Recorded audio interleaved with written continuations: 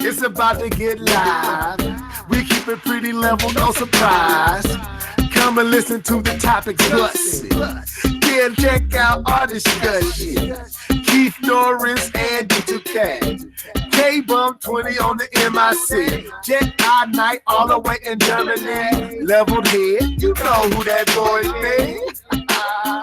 But I say, live and level, live and level. We on that MIC. Live and level, live and level. We just talking them games. Live and level, live and level. Take a seat and listen up, man. Live and level, live and level. What's up, people? This is your boy, Leveled Head, back with another Live and Level Gamers podcast. We are back in the building, and my mic is a little hot, and it's hot outside, but I'm gonna let these dudes come in. Come on, you guys. We can get this started. Y'all there? Are y'all unmuted yet? It's about. Yep. What's up? What up, man? Nothing much, bro. Nothing much. K-Bum, you there? You muted? What's going on? Still playing this game. I'm good. So we're back. Hold up, my baby screaming down the steps. See, I woke mine up, but she was never asleep. Shut the door, boo boo. Wait till you get here, Jedi. Shut the door, boo boo. But anyway, we are live and we ready to go. This is Sunday. We are here to do the podcast 186. This is all about Marvel Ultimate Alliance, Marvel Avengers, Marvel Phase 4, Blade. We are here to talk about Marvel MCU. But before we get into that, man, what's been good in y'all world? Starting with you, D2K. What's good, man? Everything's okay. Just working, living, breathing, eating, sleeping, that type of thing. What's going on, K-Bun? What's good your way? Man, I'm good, man. I almost broke my toe this morning. Got out the bed, kicked the side of the bed. That toe ain't moving right no more. I don't know what's going on. Other than that, no, man. It's going good, man. It's going good, man. Got some stuff going on with the job. Maybe switching my role up a little bit. So that's cool. Still staying in the same spot, just switching my role up. So we'll see how that goes. Me and the wife, we got our next vacation planned for our anniversary. And also, somebody's wife has been on Facebook trying to get my wife to talk to somebody else about some more European vacations. I'm just saying. Yeah, you know what? That was new to me, but I'll see. We'll see how this, Facebook relaying of messages go. Hey, she already trying to put a bug in my wife ear to come talk to me to tell you. Man, trust me, it's been all over the place with this. I'm getting more information coming in, but I'll let you finish. But yeah, there'll be some traveling coming up soon. For sure. No, that's it from my front. What about you, Jedi? Yeah, this week was good, man. Actually, I just found out today. A good friend of mine from college. He had proposed to his wife a couple of months back, and they set the date for their wedding. So I'm going to be flying to New York in April of next year. So I was literally looking at some stuff and talking to the wife about that before I jumped on the podcast. And I was really hoping that they would push it till 2021 because my daughter just turned 1, just a few days ago. And just the flight is so long, man, that when you don't have a child that can just sit and be easy and they can't really communicate, and if they just feel like crying, they just cry. There's nothing that you can do about it, man. To deal with that, I mean, it's new for me. I mean, it's not like something that is unheard of, but door to door, it takes damn near 24 hours, man, from the time I leave my house here to the time I walk into wherever I'm staying in New York. And to deal with that long flight, 8-9 hours, and then diaper change, and generally she's good, but I've never had to take a flight and for her to have to stay still in one place for so many hours. So we'll see how it goes. But How old yeah, will you be when y'all do head this way? She'll still be one. She still see you. Okay. Yeah. So she'll Boy. be closer to two at that time. Yeah, them Um, terrible twos, boy. yeah, man. Boy, I'm But telling I mean, overall, she's easy, but she also has like that free range. If she wants to get up and do something, we'll do it. We've never had to be confined to a plane, So especially when it's like 8-9 hour flight. So we'll see. But outside of that, man, easy picking. I'm just glad that we got in another Sunday. that's what's up. That's what's up, man. I'm telling you, man. Them terrible twos and horrible threes, boy. I'm at horrible threes and about to hit can't take it fours. I don't know what I'm gonna do. But yeah, man. I was saying if she was still in that can barely walk, you should be able to get through. But if she can walk and inquisitive and like to get into stuff, Yes. yeah, you finna hear it. And you know what? As a first time parent, you think that, well, wow, she's so delicate and small. How can we travel with her and she can't even move? You got to hold her. That's not even a problem. It's when they can walk. Right. Because mine, she didn't like sit up first. She went from like laying on her back to not even wanting to walk, but she just runs. And it's like, man, this little girl. I'm just gonna let her run him. Like, yo, look, go help the stewardesses and go get me a Coke and a Sprite and some ice or what have you. Just let her do a thing. That's what's up. And now let me ask you this: Do you ever see yourself ever returning to the state on a permanent basis, or you think you're gonna be where you at forever? Not at all. Nah, not at all. That's what's up, man. I could have told you that answer. No, I'm just curious because it sounds like it's just so good, man. Like how you talk, you just sound like you enjoy life, and that's why I was asking. Like, do you ever see yourself coming back this way? Yeah, I mean, I have my love for the states in New York in particular. I have friends and family back there, but we're all older gentlemen. I'm assuming that everybody here are '80s babies, and Definitely. it's just 70s.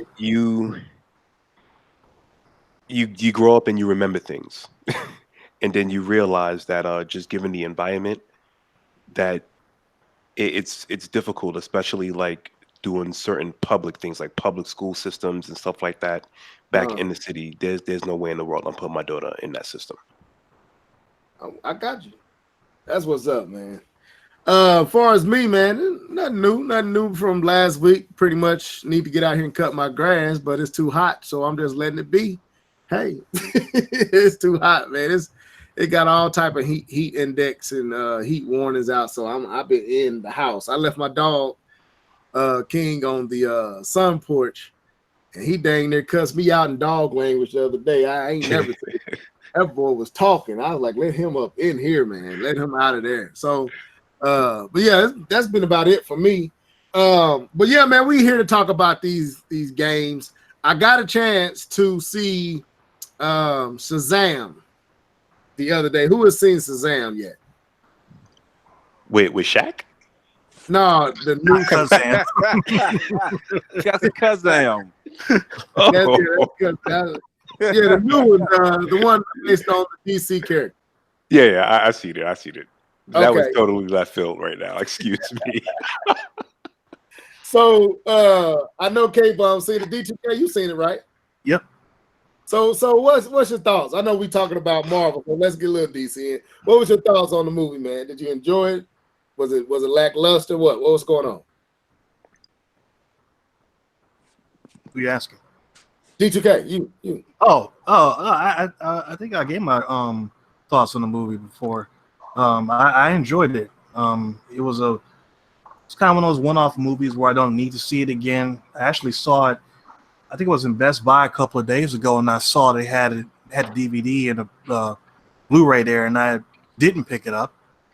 Not because I didn't like it, but because I didn't really feel the need to. It was just one of those movies where it's like, yeah, it was really good. That was fun. Okay, next movie. Okay. That's kind of how I feel about it. All right, well, let me get these shots out real quick before I go to the next. What's up, Blue Boat?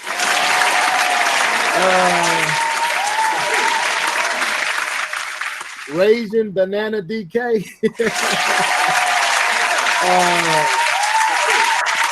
And that's it so far. Anybody else jump in? Let me know. What about you, Jedi? What did you think about Shazam? Oh yeah, I seen it. I thought it was good, but I'm kind of on the same boat as D2K. It wasn't anything that I felt like you have to see numerous times, but it was one of those. Wow, this was surprisingly good for it to be, not a Marvel movie. You know, Mhm. I mean, it is what it is. Sometimes, man, when it's not Marvel, you're not really sure what you're gonna get. But yeah, I thought it was a pretty entertaining movie, especially for a superhero that I wasn't like overly familiar with. Okay. Okay. All right. K-Bomb. Yeah. What was your thoughts on Shazam? Yeah, I was a little bit harsher with it. I watched it with the wife because I remember D2K saying a while ago that he liked the movie, that it was fun because it was a different take. It wasn't going to be dark Marvel. I mean, dark DC. Everything wasn't going to be Martha and everything like that. It was going to be something a little bit different, a little bit lighter. And so I was excited to go to see it. I'm like, good. I want DC to change it up, man. If they don't got to be dark. And I don't know. It just it missed on some levels for me. It was kind of it was cheesy. No, it wasn't cheesy. Now Aquaman was cheesy, but I enjoyed Aquaman better than I enjoyed this movie. Um, it was just pieces about it, and the same thing happened to me when I watch Transformer movies. Once you start blowing away you create this world and you set rules, and then you start breaking these rules in your own universe. I can't flow with it. Like the biggest gripe, and I know it's gonna seem weird, but I'm sorry, it's me. One of the biggest gripe I had in the movie was the scene with the bus, right? And the bus was the glass was cracking on the bus, and the bus was getting ready to fall. He's like, "Oh my god, I can't catch this bus!" And the whole time, I'm thinking like he can't catch the bus by the glass because the glass is breaking. And physics will tell you if that bus is falling, and he goes to catch it by the already cracking glass, his hand should go directly through it. And I'm saying the whole time, don't let him just catch it by the glass. Don't let him catch it by the glass. Don't let him catch it by the glass, and he catches it by the glass. I'm sitting there like, oh my god. Just you don't care about physics. You don't care. You just gonna make this a superhero movie. I see you. Okay, I got it. Magical though. It could have been magic, K-Bomb. No, man. No, his hands is pressed against the glass. And I'm like, it's cracking. The dude fell in the bus and cracked it. You're telling me it's gonna fall all the way from the bridge and into his hands, and it's going to stay intact? Come on, I man. never even. I missed that whole part. What you're talking about? If I had seen that, I've been paying attention. I had the same opinion of that. That is kind of Okay, silly. so it's not just me. Okay, thank you. Made me feel better. Yeah, no, when you brought it up, I agreed with you. I thought you was right. I didn't notice that part. Any other gripes with the movie before I know they try to put really heavy-handed the whole family thing. That's fine. I was cool. It wasn't that big of a gripe, but it was really heavy-handed with the whole family thing. Yeah, it kind of felt like a Sunday afternoon made for HBO 1980s type movie. That it kind of had and they kind of combined two different Shazam. I don't know how you put it. Like there's different versions of him. There's a version where it's the little kid that turns into Shazam. There's another version of him where it's several kids that turn into Shazam. Each kid representing one of the aspect of the powers, and they kind of try to mix the two together. And it was cool to see, but it kind of like, well, you didn't really need to do that. You should have just picked one or the other. So that's for me. I mean, to me, this is the original Captain Marvel, and what attracted me to the movie, because when I was growing up, I always remember Captain Marvel as Shazam, even though before I was born, that's when all that nonsense went on between them and Marvel over the rights to the character. True. But still, when I was looking at the comic books and stuff, I always saw Captain Marvel and it was Shazam. So, that's what attracted me to it, because it was one of my favorite characters as a little kid. True that. Okay. True that. And for me, man. I ain't get my last piece, man. Okay, go ahead. This is my last piece, and I'm gonna go ahead and leave this movie alone because it's not that bad. But when my wife looks at me, What I hated about the movie was my fault. You did something. you a hater, bro. You been hating all week, bro. You a hater. Go ahead, man. I'm just joking. Go ahead, man. But when my wife looks at me and says "really," that means you done mess some stuff up. And it was just how they pushed the plot along and how they needed him to show his different superpowers and how everything happened in one day. How this event and then this led to this event, and all of a sudden it led to the people trying to rob the place at the gas station. I'm like, come on, man. Where's the writing, man? What's the intelligence weaving into the story? What is this?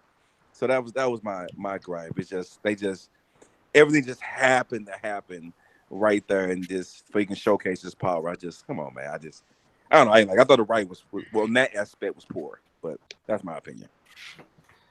Okay. For me, I'm kind of in between you guys. I'm kind of like I enjoyed it, but I did have some concerns. Like I didn't like the whole family of superheroes at the end. I didn't like that. I thought it took away from the climax of the movie.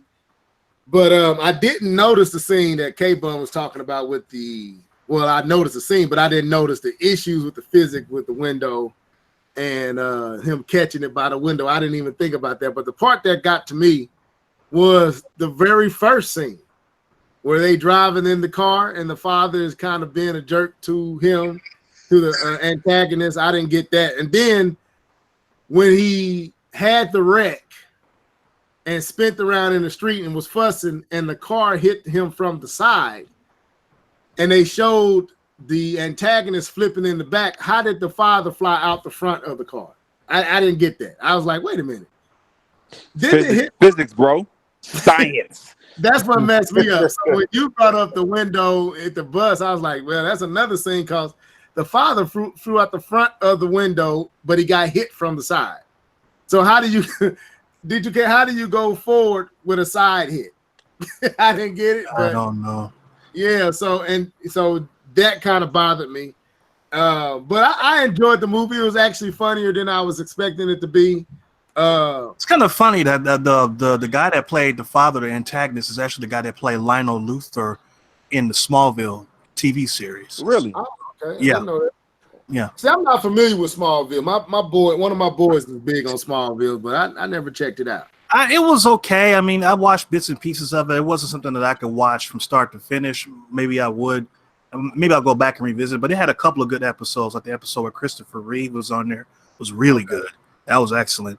And then at the end, the last episode or two, when it came full circle and he actually became Superman, even though the suit looked horrible on him, but still, it was like you saw like the boom tubes opening up and they was playing the John Williams music and stuff. I'm like, oh, okay, all right, it's a nice little transition out of that.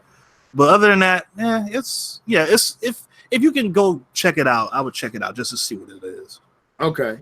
And the other scene that kind of got to me was, Marvel does the connections at the end with the after the the credit scenes, the scenes after the credits. Well, of course, DC is trying to emulate that and play catch up, but I felt like what they did was totally cheesy and trash because you have Superman walk up, but you don't show his face. You know why?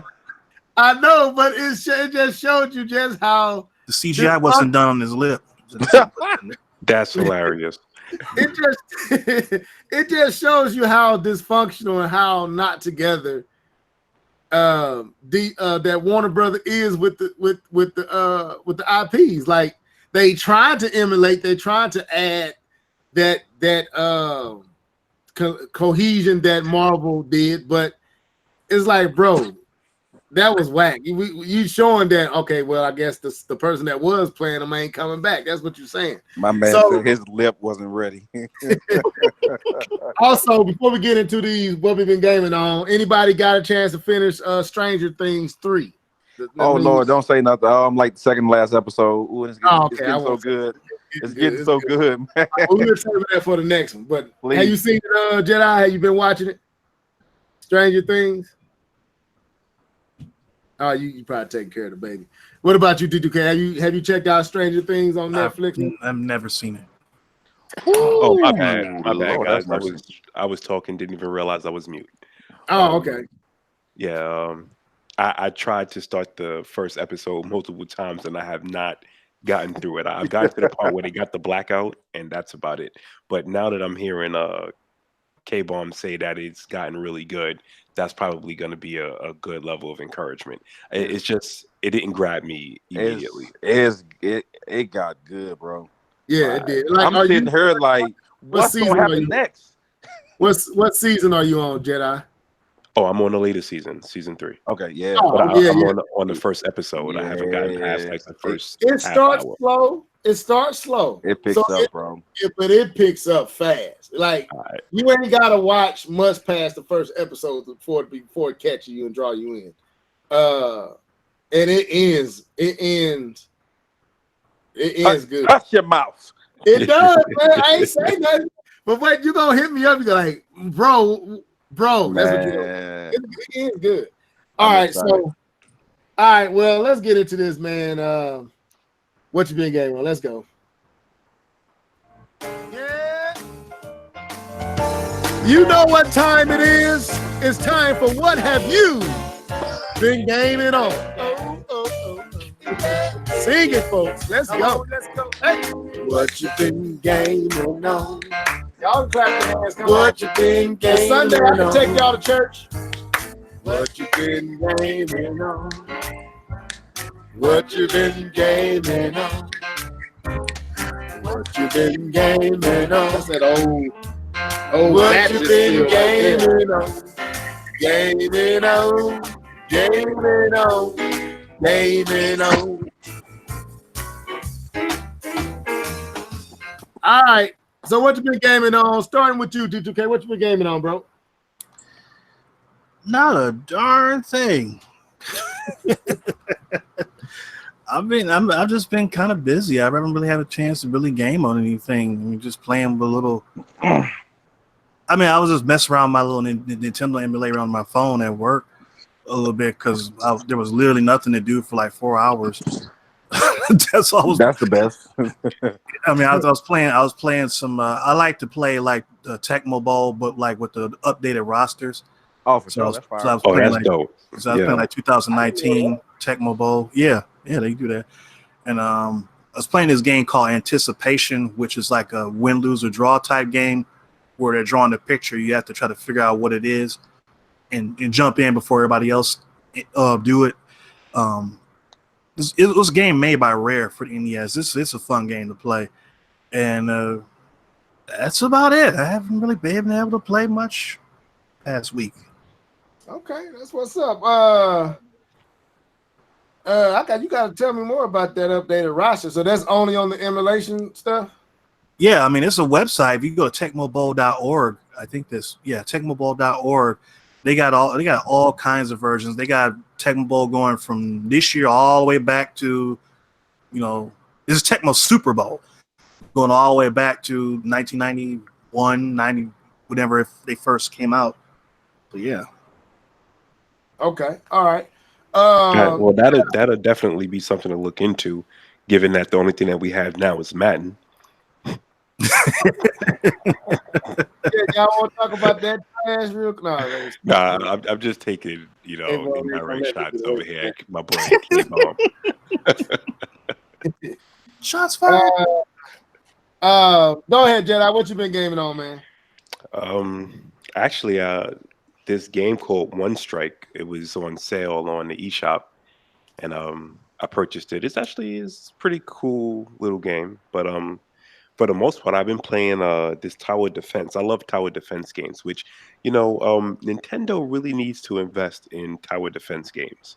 There's a couple on Steam that I play, but I've been playing this game called Kingdom Rush on my phone, and yeah, I love all of the Kingdom Rush games. That's pretty much what I've been gaming on: Kingdom Rush and One Strike on the Switch. Okay. All right, K-Bomb, I know you playing something, man. What you been gaming on? I've been gaming on. So I've been as far as my PlayStation is concerned. Dude, I'm gonna do that. Like, Like he got to get his pipes ready. Anyway, as far as my PlayStation is concerned, I've been playing. I played a little bit of Madden just to get myself ready for the new season. So I played trying to get my reads down, my cover 2 reads, cover 3 reads, cover 4. Man to man. So I just played a little bit of that. Just play now, practice mode. Just get myself ready for the new season. Still playing 2K with my buddies online. I said it's even more fun when you got more people playing. So that's been cool. Playing the baseball game. I'm trying to finish this season because we're in the playoff race. So I'm trying to finish that off. Been playing a little bit of Overwatch. Trying to play. They got the new little season thing out right now, so I'm just trying to get some new skins. And some new news for you guys. You guys can chill out and bugging me. I finally beat The Witcher, so that's done. What? Yes, sir. Yes, sir. I wish Keith was here. Yeah, he should be jumping in here. We said a little later. Yeah, I wish Keith was here, but now Cornelius can't say anything else, and Keith can't say nothing. I've actually been playing it for about 3 weeks, but I've been trying to save it up so I can tell you guys I actually finished it. So that's done off the list, and I think 97 hours is how long it took me to beat it. 97 hours, and that is the longest I have ever played a single player game. I put Really? Ever. I don't play single player games like that, man. Okay. Understand. Yeah, I put 113 hours in Zelda, and I wasn't even trying. Nah, bro. I don't play single players like that. 97 is 40 hours past. I think the most I've ever done is 40. Outside Mass of that, Effect, even with Mass Effect. I think Metal Gear Solid got me in the 40s. Mass Effect was without going that far. Mass Effect was about 20, 30. Oh, I thought it was more than that being an RPG. I thought. Maybe the second one was about 40. You know what? The second one was probably about 40. So maybe I'm confused. Maybe the second one was 40. Maybe that was when I hit 40. But the most I've ever played in a single player other than that was about 40 hours. And so this is 50 hours past my longest playthrough of a single player game, period. So they get kudos from me that I actually played that. And from my discussion that we had beforehand level, that what got me to finish this game had nothing to do with the graphics, had nothing to do with the gameplay. It had everything to do with the story. That's the only reason I wanted to finish the game is the story. So I am a sucker for story. Same thing for Mass Effect. I'm a sucker for story. So I'm excited that I actually got a chance to finish the game. 97 strong is my max. That's my top. There's nothing. No single player will probably ever top that because that was like a lifetime for me. But yeah, that was cool. And then last game I've been playing Mario Tennis on my Switch, and so I decided to give it because I want to send it back to get Marvel Alliance, but I realized I didn't give enough playtime to the Mario Tennis game, and so I'm trying to put some extra time in to play it before I send it back, just to make sure I got all my enjoyment out of the Mario Tennis game before I actually send it back and get the Marvel Alliance. So that's what I've been gaming on. That's what's up. Now, to bring y'all into the fold on what we was talking about, what K-Bum mentioned when he was talking about story, is I was asking him a whole bunch of questions about what he would buy. One of the questions was, would you buy a game if the gameplay was praised as, extremely good, but the graphics were considered subpar? Would you buy the game? And that went into a whole bunch of places that we need not go here. No. But then I asked him, would you buy a game strictly on visuals with little to no information on gameplay? And he said, you should have asked me about story. I was like, I was getting there. You just didn't let me get there. But that's interesting, man. I figured you would say story, like you would play a game, because you have said that. Oh, yeah. That's trashy if the story is good. I'll play a game with bad gameplay to play the story. And I absolutely the gameplay was bad, and the story was. I thought the story was good, but I couldn't get through the gameplay. But go ahead. You said what you saying? No, that was it for me. That was just playing the Mario Tennis game, getting ready for Marvel Alliance. So, Okay. But before you go into, I forgot one thing is we talked about this in the group chat, and I'm pretty sure people may have heard of this game before. But I started playing this game called TMNT Rescue Palooza, which is a fan-made Teenage Mutant Ninja Turtles game, which incorporates aspects of, I would say, probably the most popular versions of the Ninja Turtles games from the NES, the SNES, and the arcade, probably Genesis too. You see aspects of the original NES game. You see aspects of Turtles in Time. You see aspects of there's Turtles 2 on the NES or the arcade version of TMNT, all mixed in together with different. It's weird how they blend everything together, but it works seamlessly. And when you defeat characters, like if you beat a boss, like say I fought against Chrome Dome from Teenage Mutant Ninja Turtles Tournament Fighters, there's another, they blend that stuff in there too. Once you beat him, he becomes a playable character now in the overall game. It's a free-to-play game. I would advise, try to get your hands on it before Viacom shuts it down, because they own the rights to Turtles now. Okay. They own Nickelodeon, so they own the rights to Turtles. But it's an awesome game. If you grew up playing any of those games, this is a fun game to play, because it's so many, and they actually use the voice actors from the actual cartoons. Like whenever they get hurt, whenever they say something, it's the actual voice actors from the original 1987 cartoon series in the game. So it's really cool if you haven't checked it out. And this is Teenage Mutant Ninja Turtles Rescue Palooza? Yes. Okay. Yeah, it sounded pretty cool when he was kind of sharing it with us in the Google Hangout. So it's something I might have to look into. Do you have to have any specific level of hardware or computer to play the game, or no? I mean, the game basically has Super Nintendo graphics. Okay. Yeah. All right, cool. As for me, I've been playing the same Mario Maker 2. Still playing that, Mega Man 11. And I have been blessed to have a game that I've been wanting, and a person that I hold in high esteem, high regard, decided to, spend that major dollars on me, you know what I'm saying, to send me. Why you laughing, man? I got a joke. This dude funny. No, it was a special game. It really was. Event. What is it?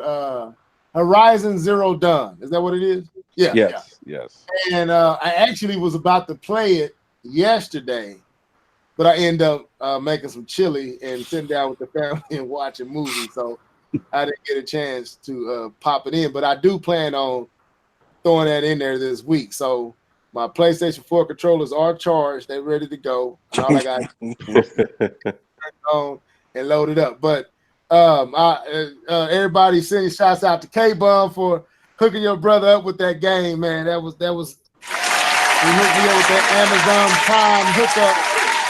So he had a discount. He said he knew I wanted it, so he ended up for me, man. It was a $10 game. I don't know why you were up here trying to make it seem like I spent some real money. Hey, I was trying to make use. Everybody know it didn't cost that. Yeah.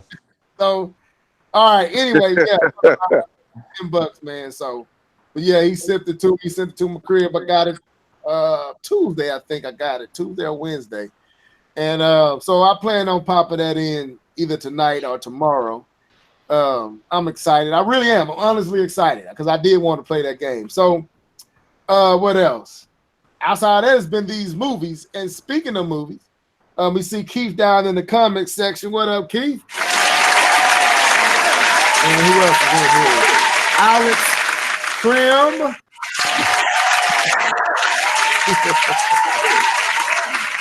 What's up, Alex Brown? Hey, man, I might send you a link, man, to hear what you think about this Marvel Ultimate Alliance. If you down, let me know. I might send you a link.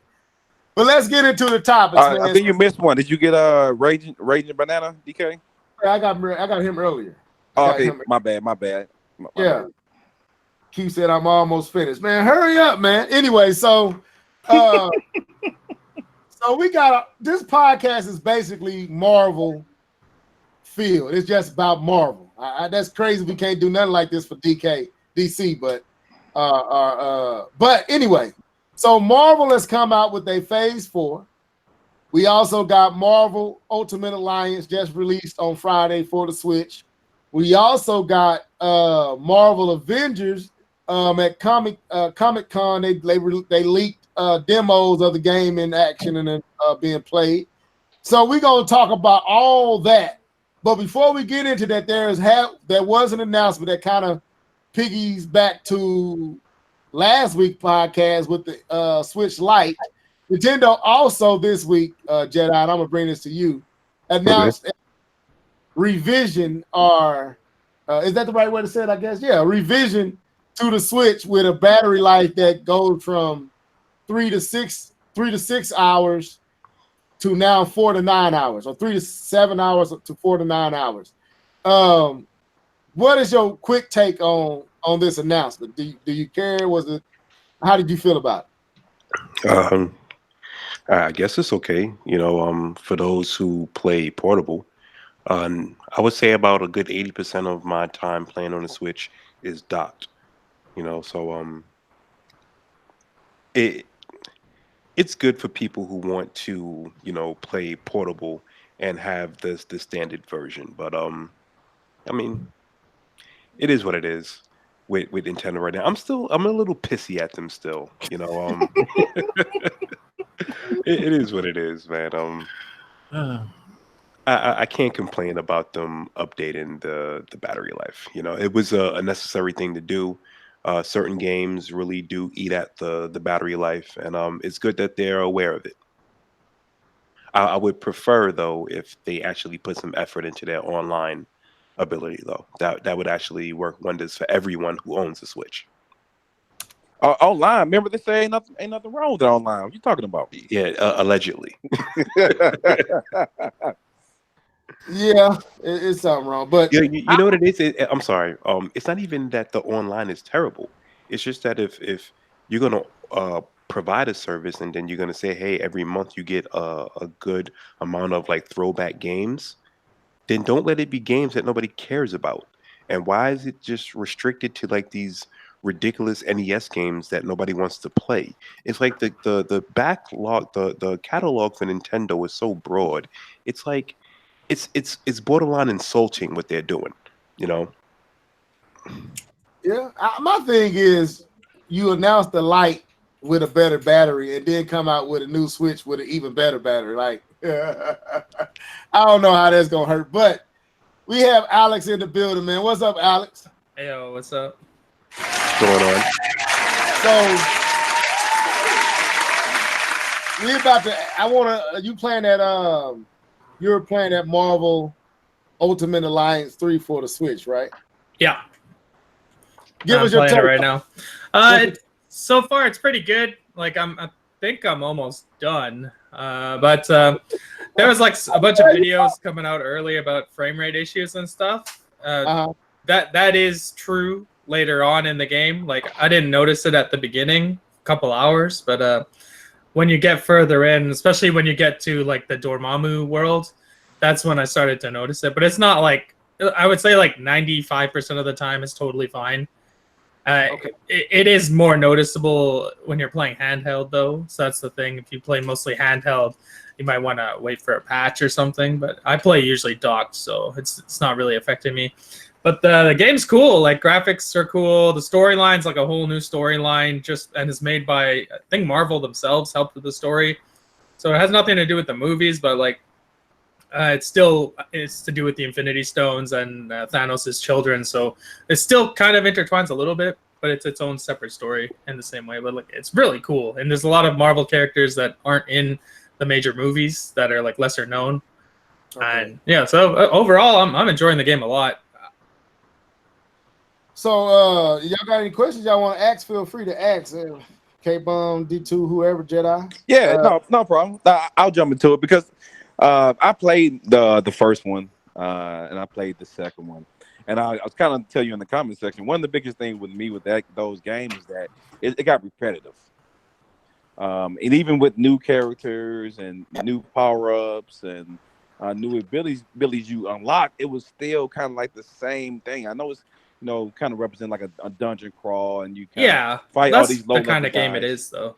Yeah, but it's just a repeat of the same thing, though. You get different enemies that have that you got to attack a little bit differently, but otherwise it's pretty much the same thing, just from different levels. I mean, would you agree with that? Or you disagree? Sorry. Oh, definitely. That's the kind of genre of the game this is, though. So you gotta kind of understand that going into the game. Like, this is a hack and slash game. That's kind of what they're like. Yeah. So the gameplay doesn't vary that much. Like, every character does feel a little different because they have different special moves, different combos, stuff like that. And there's like 30 characters in this game. So there's a ton of different combos that you can pull off, which is crazy. I heard that. Good job, yeah, man. I respect that. I'm showing that love, man. Now I respect that. When all the action kicks up in the game, this is one of the questions I had. That's why I wanted to know, because I plan on getting it. When the action kicks up, do you kind of lose? Like, okay, let me ask you this way. I plan on getting it to play with my daughter because she's the only reason I'm going to get it. And when the action kick up, do you feel like you can get lost in the sauce with all the stuff going on? Can it get overwhelming and distracting? If you are new to action games, absolutely. Because when there's a lot of characters on the screen, there's a lot of special effects going on, there's a lot of combos going on, you can kind of lose your place. So it won't happen all the time, because usually there's not like a lot of enemies on screen until like the later game. But at least early on, like, I think you and your daughter wouldn't really have a problem with that too much. Okay. Yeah, but later on in the game, like, you are swarmed. Like, there's a lot of enemies on screen that come out later. So but probably by then you'd be used to the game. So I don't know if it'd be that big of an issue. Okay. Anybody else got any more questions y'all want to ask? I mean, Alex, you can stay if you want to. You however you want to do. Yeah, I don't mind. I'm just playing games anyways. Okay. Yeah, no, I got another question about it. Question about it. Go ahead. So me and Level had a long discussion. And we were kind of going back and forth about the graphics. We watched a Digital Foundry episode about it, and it was going to be one of the games that I actually purchased for my Switch. Right. I don't have any games that I personally bought myself because Nintendo doesn't believe in price cuts. But anyway, it's gonna be one of the few ones I was gonna buy. But then I kind of second guess when I saw the presentation about how the game actually looks. I never actually really sat down and looked at it. It was just, it's Marvel. It's going to be kind of the same thing as the other games, but I was kind of disappointed on how it looked. So as far as your taste and what you like, how do you appreciate the visual aspects of the game? Well, the game, like, it's obviously not the prettiest game in the world, especially like even considering Switch exclusives. It's not on the top tier of Switch exclusive visually, but like, it has a cool art style and there's a lot of color and a lot of variation in all the worlds. So there's enough to be interested in. But if you're looking for like some hyper realistic game, that this is not the game, because it looks more like a comic book. I said, but even that, what I'm saying, looking at how well they did Zelda, because Zelda was also using that's what I'm saying. Like, it's not at the same level as like a first party Nintendo game. Cool. But like, it's not bad by any means, but it definitely looks like it could have been something that was from last generation. That's kind of the thing I was getting from the video. Yeah. Not that it's the worst thing ever. The visual style is actually pretty nice, but it feels kind of a generation ago type of game. Yeah, it does look like it could have ran on the 360, but like at the same token, like, it's a comics book style game, so that I don't necessarily see that as like a bad thing. For sure. We got Keith in the building. What's up, Keith? What's up? Yo. So, since you hear what you've been gaming on, man. Nothing. So we got K-Bon playing Mario Tennis. We got Alex playing Marvel Ultimate Alliance, and the rest of us has kind of been lackluster. I saw you, Alex, talking about we are some hardcore games. We all that cell phone games and sports games, y'all are hardcore. Hey, don't hate on my sports games. We can get it in, man. Like, hey, we're gonna turn this to a football conversation. Man. You keep messing around. Oh man, I'll fall asleep. When you and me in Jedi position, you don't get the game that much anymore. Yeah, I know. I'm just joking. hey, yo, Key, did you hear the news, bro? What's the news? What's up? You didn't hear the news, bro. Breaking news. I finally beat The Witcher.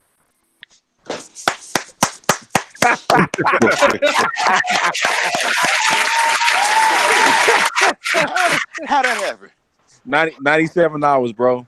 Wow. How that happen though? You just decided one day I'm gonna beat this game. I got tired of y'all talking about me, bro. No,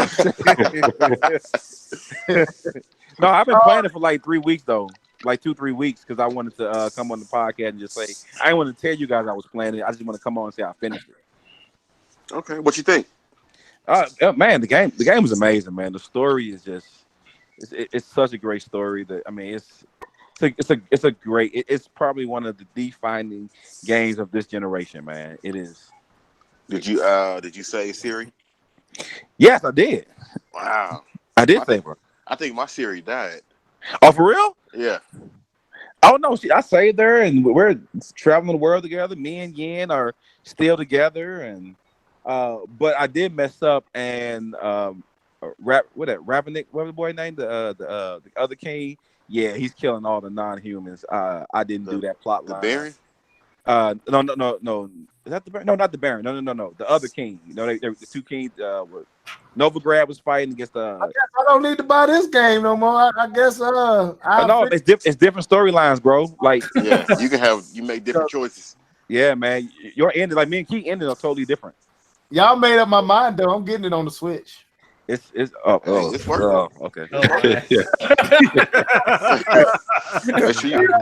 Make sure you play it on the Switch. You don't have to act like that, bro. I'm sorry, bro. Hey, I played it after I watched the video, and I'm like, man, that game looked like you played it in mud, man. Yeah, it does not look great on the Switch. Thank you, Alex. I'm not gonna get it on the Switch, but I just wanted to see K-Bon. I squirmed. I couldn't hold it back. I tried to hold it back, but I couldn't. But anyway, so welcome to the show, Keith, man. So we talking about these Marvel. It's all Marvel today. We just got done talking about Marvel Ultimate Alliance. Alex Prime is here, and he's currently playing it. He's playing it live. And if you got any questions you want to ask him about the game, feel free. Like, you got anything you want to know about the game before we move on to this other title, Marvel Avengers? I think before I switched it off, I was listening to Cable and talk about the graphics. I guess my question: have you beat it yet? I'm near the end. Near the end. Yeah. Do you think it's worth $60, or you think it's worth like picking it up at a discount? I think this game will go on sale relatively quick because it's not a first party game, right? No. Yeah, it's like it's third party exclusive. I know it's exclusive, but like I saw Walmart already had it on sale for like $50. Okay. So it was already on sale. The same with Super Mario Maker 2. So I thought they were having some random sale. So like you can already get it cheaper. But I don't know, like if you're gonna play a multiplayer with other people, then maybe it's worth $60. But if you're just gonna run through it by yourself, it's not really a long game. Like it's only about 10 hours. Okay. Yeah, so if you can wait a little while for a sale, I always suggest doing that. Oh, I can wait. You probably don't have to wait too long. Well, is this exclusive? Is it a time exclusive? And my second question is, earlier you said that it was like a hack and slash game. I've never played any of these Marvel Ultimate Alliances. Do you personally think that this style of game lends itself well to the comic book or the Marvel world? Or is this essentially a game that is just using the Marvel branding to sell? No, it fits in with the Marvel. Like the story wise, of course, because they're crafting the story. The gameplay wise is cool because you get all the different attacks from each character. So I think it works well with this type of game style. All right. And with the with the exclusive, is this a timed exclusive? They haven't said. As far as we know, it's exclusive. But like that's what we thought about Octopath Traveler. So who knows, right? Well, yeah, that's true. Yeah. So it's hard to say. Octopath came out on the PC, didn't it? Yeah, like last month. So like you never know because they're never like clear about that stuff anymore. Right. Man, that has to be a beautiful game on PC to play that in 4K. I love that game style so much, man. Yeah, it's a pretty game. That's a beautiful game, bro. Jedi, you beat that game, right? Are you still playing? I finally beat it. Maybe I beat it in May. Oh wow! And I had the game for a year, but I had purchased the game right when my daughter was born, and everything kind of just shut down after that. So it took me a minute to do it. But once in May, I kind of essentially what K-Bomb did with The Witcher. I kind of grinded it out for a couple of weeks. Yeah, and I was able to complete it. That's what's up. D2K, you got any questions you want to ask, or we can move on to this? Since we on Square Enix, let's move on to this Marvel Avengers. No, we can move on. All right, so I forgot who was that. You, Keith, that put the Marvel Avengers demo from the Comic-Con. Who here has seen that demo? Yeah, I've seen it. I'm watching it right now. Yeah, I watched it. Okay, well now, was some of this footage shown? Wasn't some of that footage shown at E3? Or did they not show Thor fight? We didn't see any gameplay at E3. It was just like cinematic stuff. So let's talk about it. Man. Well, the guy did say that some of the cinematics you saw, some of it was gameplay, and some of it was cinematics. That's what the guy was actually saying. So I saw a different guy that talked about it. Somebody got a couple of, because the video Keith put up was of Thor, and then it went into Iron Man. But I even saw one with the Hulk. Right. And I'm gonna be honest with you. Thor scene looked like a knockoff of God of War 4. That's what it looked like to me. Like if you ever played God of War 4, it looked like they took that gameplay, ripped it out of that game, and put it in a setting with cars and a bridge. Well, you gotta consider. That's not really a bad thing, though. No, it's not a bad thing. Yeah, I'm not saying it's a bad thing. I'm just saying that's what it looked like, and that kind of I liked it until you got the Iron Man scene, and I stopped liking it. And then when you got to Hulk scene, I definitely stopped liking it. So I guess depending on who you playing as will determine, because it didn't look like the Thor stuff looked dope. Right.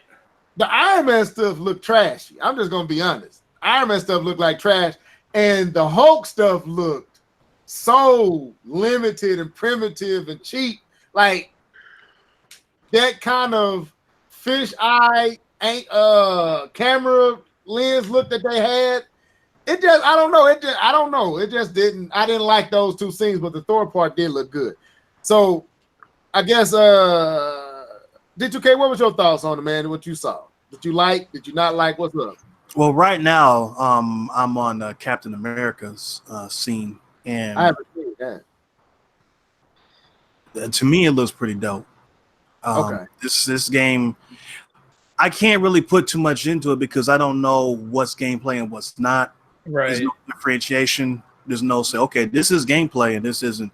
So you can't really get too excited about what you're seeing because you don't know if you're actually going to be able to play this. You think I get in trouble if I show the footage? I don't want to show it. You think we can get away with showing it? I mean, I would probably not. Hold on, YouTube be acting funny, bro. Yeah. But yeah, I'm just looking at the game. I mean, if what I'm looking at is all gameplay, this is hot. Welcome to the show, Phoenix Star 5000. I see you up in here. Go ahead and finish your point, BT, my bad. Yeah, if this is actual gameplay, like the parts they actually showed the people actually doing things, if that's gameplay, then it's real nice, really nice. Okay. And I guess the characters' faces not looking like the movie counterparts throws you off. It doesn't bother me as much now. Now that I'm actually watching the gameplay in action, you kind of lose that right away. you just concentrate on what's actually happening. Like right now, I'm watching Black Widow doing stuff, and this to me looks amazing. But I would not. This looks like quick time events what I'm seeing right here, because I actually see some cues to press buttons while she's riding on the back of. I'm not sure what this is. She's riding on the back of somebody with a jetpack and is giving, prompts to press buttons to do certain things. But this looks pretty good. This looks really good. Keith, what's the verdict, bro? Oh man, I'm trying to find that Captain America video. I seen Hulk, I seen Thor, and I seen Tony. I mean, it looked cool. Like I said in the chat, it gave me some PlayStation exclusive vibe because over the shoulder to the right. And I guess that's why how you felt about Thor. I guess I agree with D2K in that, just watching the gameplay kind of lets you forgive the fact that they're not using the people that we're used to. So it's cool. I mean, I'm going to keep my eye on it, and if it's really good, I'll check it out. But right now, just something like I said, I got to keep my eye on it and look for that Captain America. D2K, if you could put that in the chat or something or somewhere. I want to see that. Okay. Alex, what's your thoughts, man? Have you seen it? Yeah, I've seen Hulk and Iron Man and Thor. I thought, Thor looks the coolest out of all the gameplay so far. I haven't seen Captain America yet. Iron Man looks okay. Not as cool as I was hoping. Hulk, I thought looked really good. But yeah, I just want to see, I want to see them show us the gameplay, not these, somebody recorded it illegally off his cell phone in a dark room gameplays. I want to see proper gameplay from them so we can get, a more in-depth look as opposed to what they showed us at E3, which was mainly just nonsense CGI. And I'm a little more worried about this is supposed to be a games as a service game, right? I don't know. Isn't that what they said? It's like a games as a service game, but with no microtransactions. It was kind of weird. I need more information about the game, but the little gameplay I have seen, I'm impressed. I think it looks great. Okay. Jedi, what's your thoughts? Yeah, I'm watching it now. I can see what you mean by God of War. When I first turned on this video, the Thor part really did remind me of the last God of War. But that just over the shoulder camera positioning, the game looks just unreal, bro. This looks borderline next gen right here. The game looks great. But I will also state that you really can't tell if this is just all gameplay or if this is just something that is being shown, because there's no frame rate issues. It looks very streamlined, even between what seems like gameplay and then what also seems like it could be a cutscene, such as there's a part where you're fighting with Thor, and then there's these guys that jump out of the back of a truck, but it's so streamlined that you can't really tell. Hopefully, if this is legit, this is crazy. K-Bum, you muted if you're talking, bro.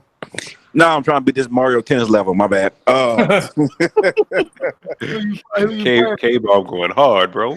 Man, I'm about to get my money's worth of this Mario Tennis before I send it back. I'm telling you. That Mario Tennis campaign was pretty good. If you follow the chat, Alice, you know I can't stand the reading.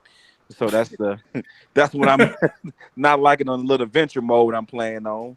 It's all the reading, but I'm just skipping through. I don't know what to say. I'm just skipping the next. I don't really care what I'm trying to say. I did that in Mario Maker. I was like, I don't want to care. I don't care about. We just building a castle. I don't need to know nothing about building it. Just build it. Yeah. So anyway, so I saw the gameplay. So I liked the Thor scene. I thought the Thor fighting was pretty cool. I just don't. It's similar with DC characters. You don't feel anything when they're fighting normal humans. Why do I care about Thor fighting a normal human? He's going to win. He's just going to slap him around with the hammer and just okay.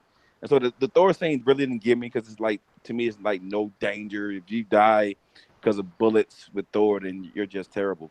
So that didn't really get me. But what I did like about the game is that they took a lot of the way Thor fights in the movies and they put it in the game. And I thought that was really, really cool.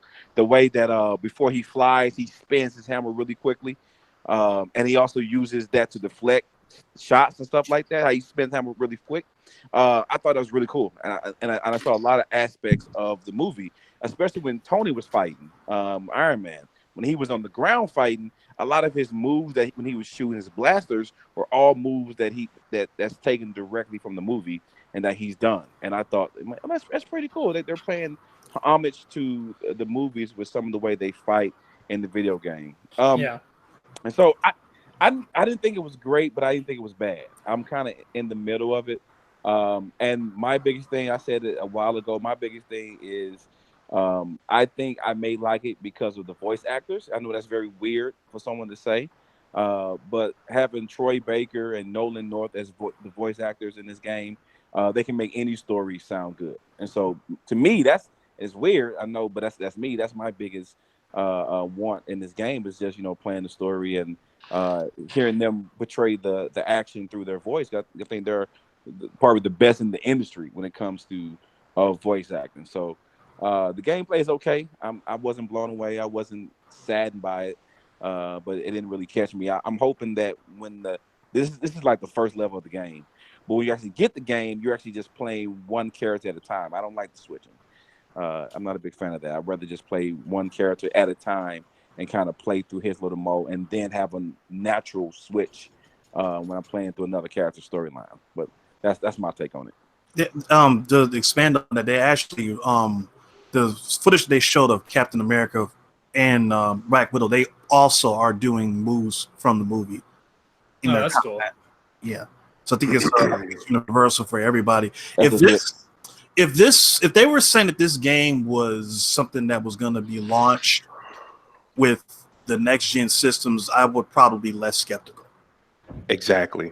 That's exactly what it looks like when I'm looking at it. The lighting effects on this looks like a next generation game. Yeah, it's probably using ray tracing too. Probably. So, yeah, they can't do ray tracing now on the PlayStation. So, not yet. Yeah. No, the PS5 will. But... Yeah, PS5. Yeah, that's what I'm saying. Yeah, PS4. So I'm wondering. Oh yeah, PS4 can't. Yeah.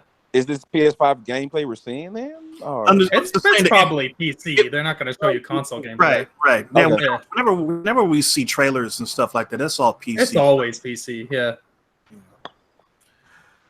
So okay, it seems like everybody seemed to be liking the direction Square Enix is taking the game. Do y'all trust Square Enix? Do y'all feel like they will, deliver on the goods when it comes to the game? I don't really have I don't have a reason to distrust them. I mean, as long as Final Fantasy VII has been in the oven, what we finally got to saw actually lived up to my expectations. So I think I think this is going to be legit. And this is the Tomb Raider team, and those Tomb Raider games are very good. Yeah, I gotta finish that, Alex. I got Tomb Raider up there. I'm about a third through it. Oh, nice. Yeah, the game look good. I'm not gonna lie. I have concerns with the Iron Man portion. I haven't seen Captain America, so I want to see that.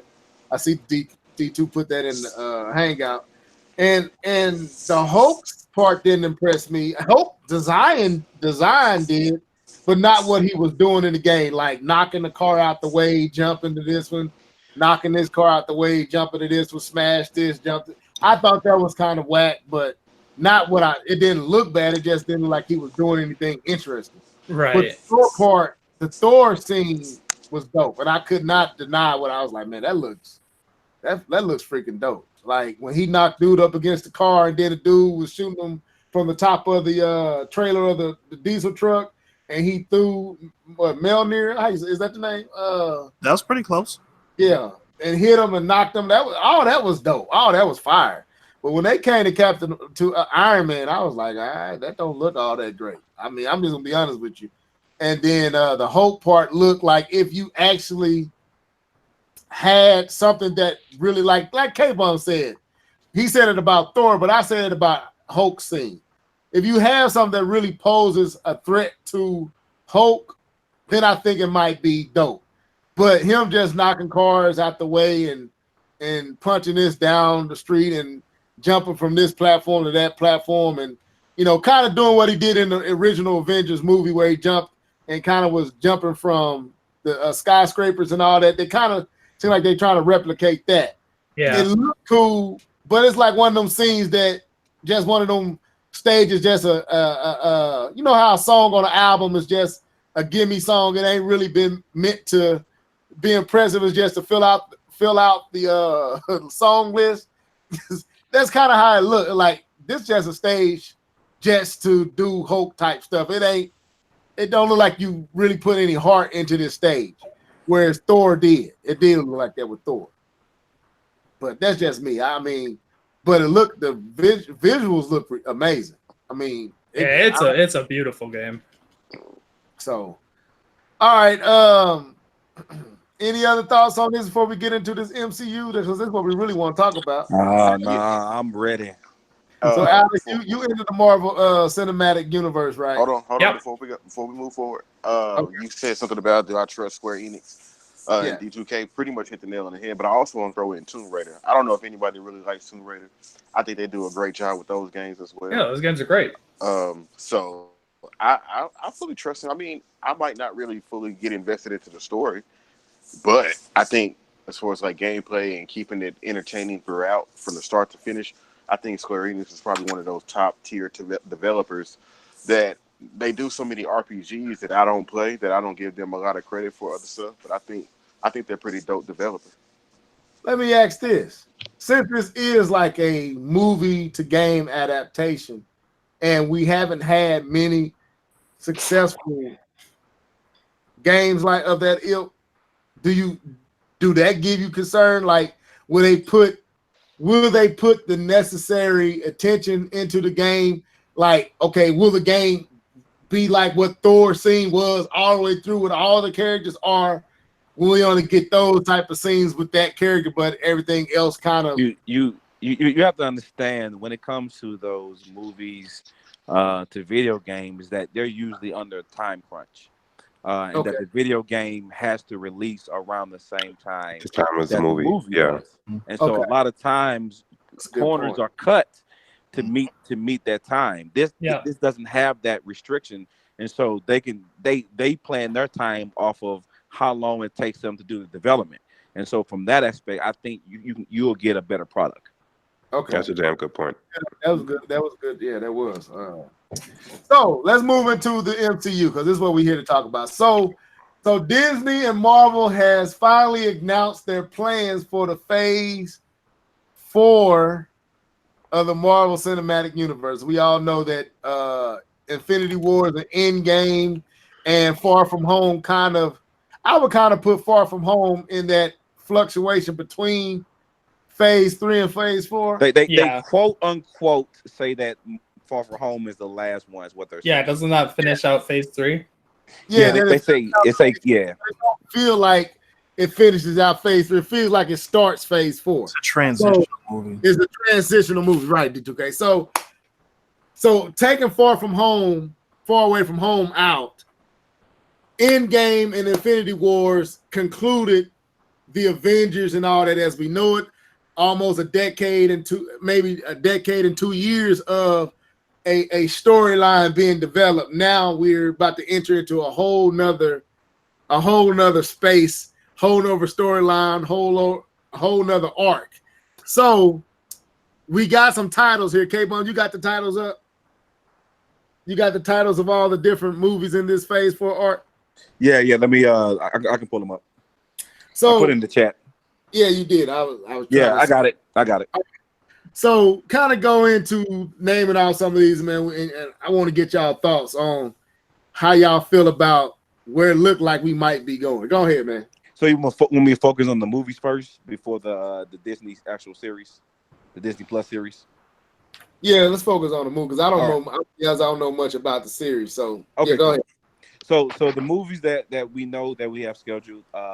I don't have the dates in front of me, but I believe in May of next year is going to be the Black Widow movie. And that's a prequel, right? So that's just like 5 years too late.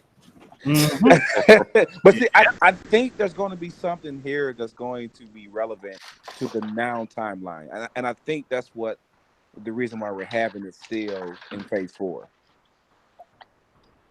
I don't think it's just going to be, hey, this is a movie what they did in what a Bangkok or whatever the city they keep talking about. Yeah. That secret mission they had. Yeah, the secret mission. I don't think it's just going to be that. I believe that there's going to be something in this movie that's going to be relevant to this timeline. Because I don't see a point of doing a flashback movie. Talking about Bucharest? Yeah. Okay. Yeah, Budapest. There we go. Budapest. Yeah, said Bangkok. Yeah, I know. I said it wrong. I just roll with me, bro. Roll with me. So yeah, I really do think that there's going to be something in this movie that's going to have relevance to the phase 4.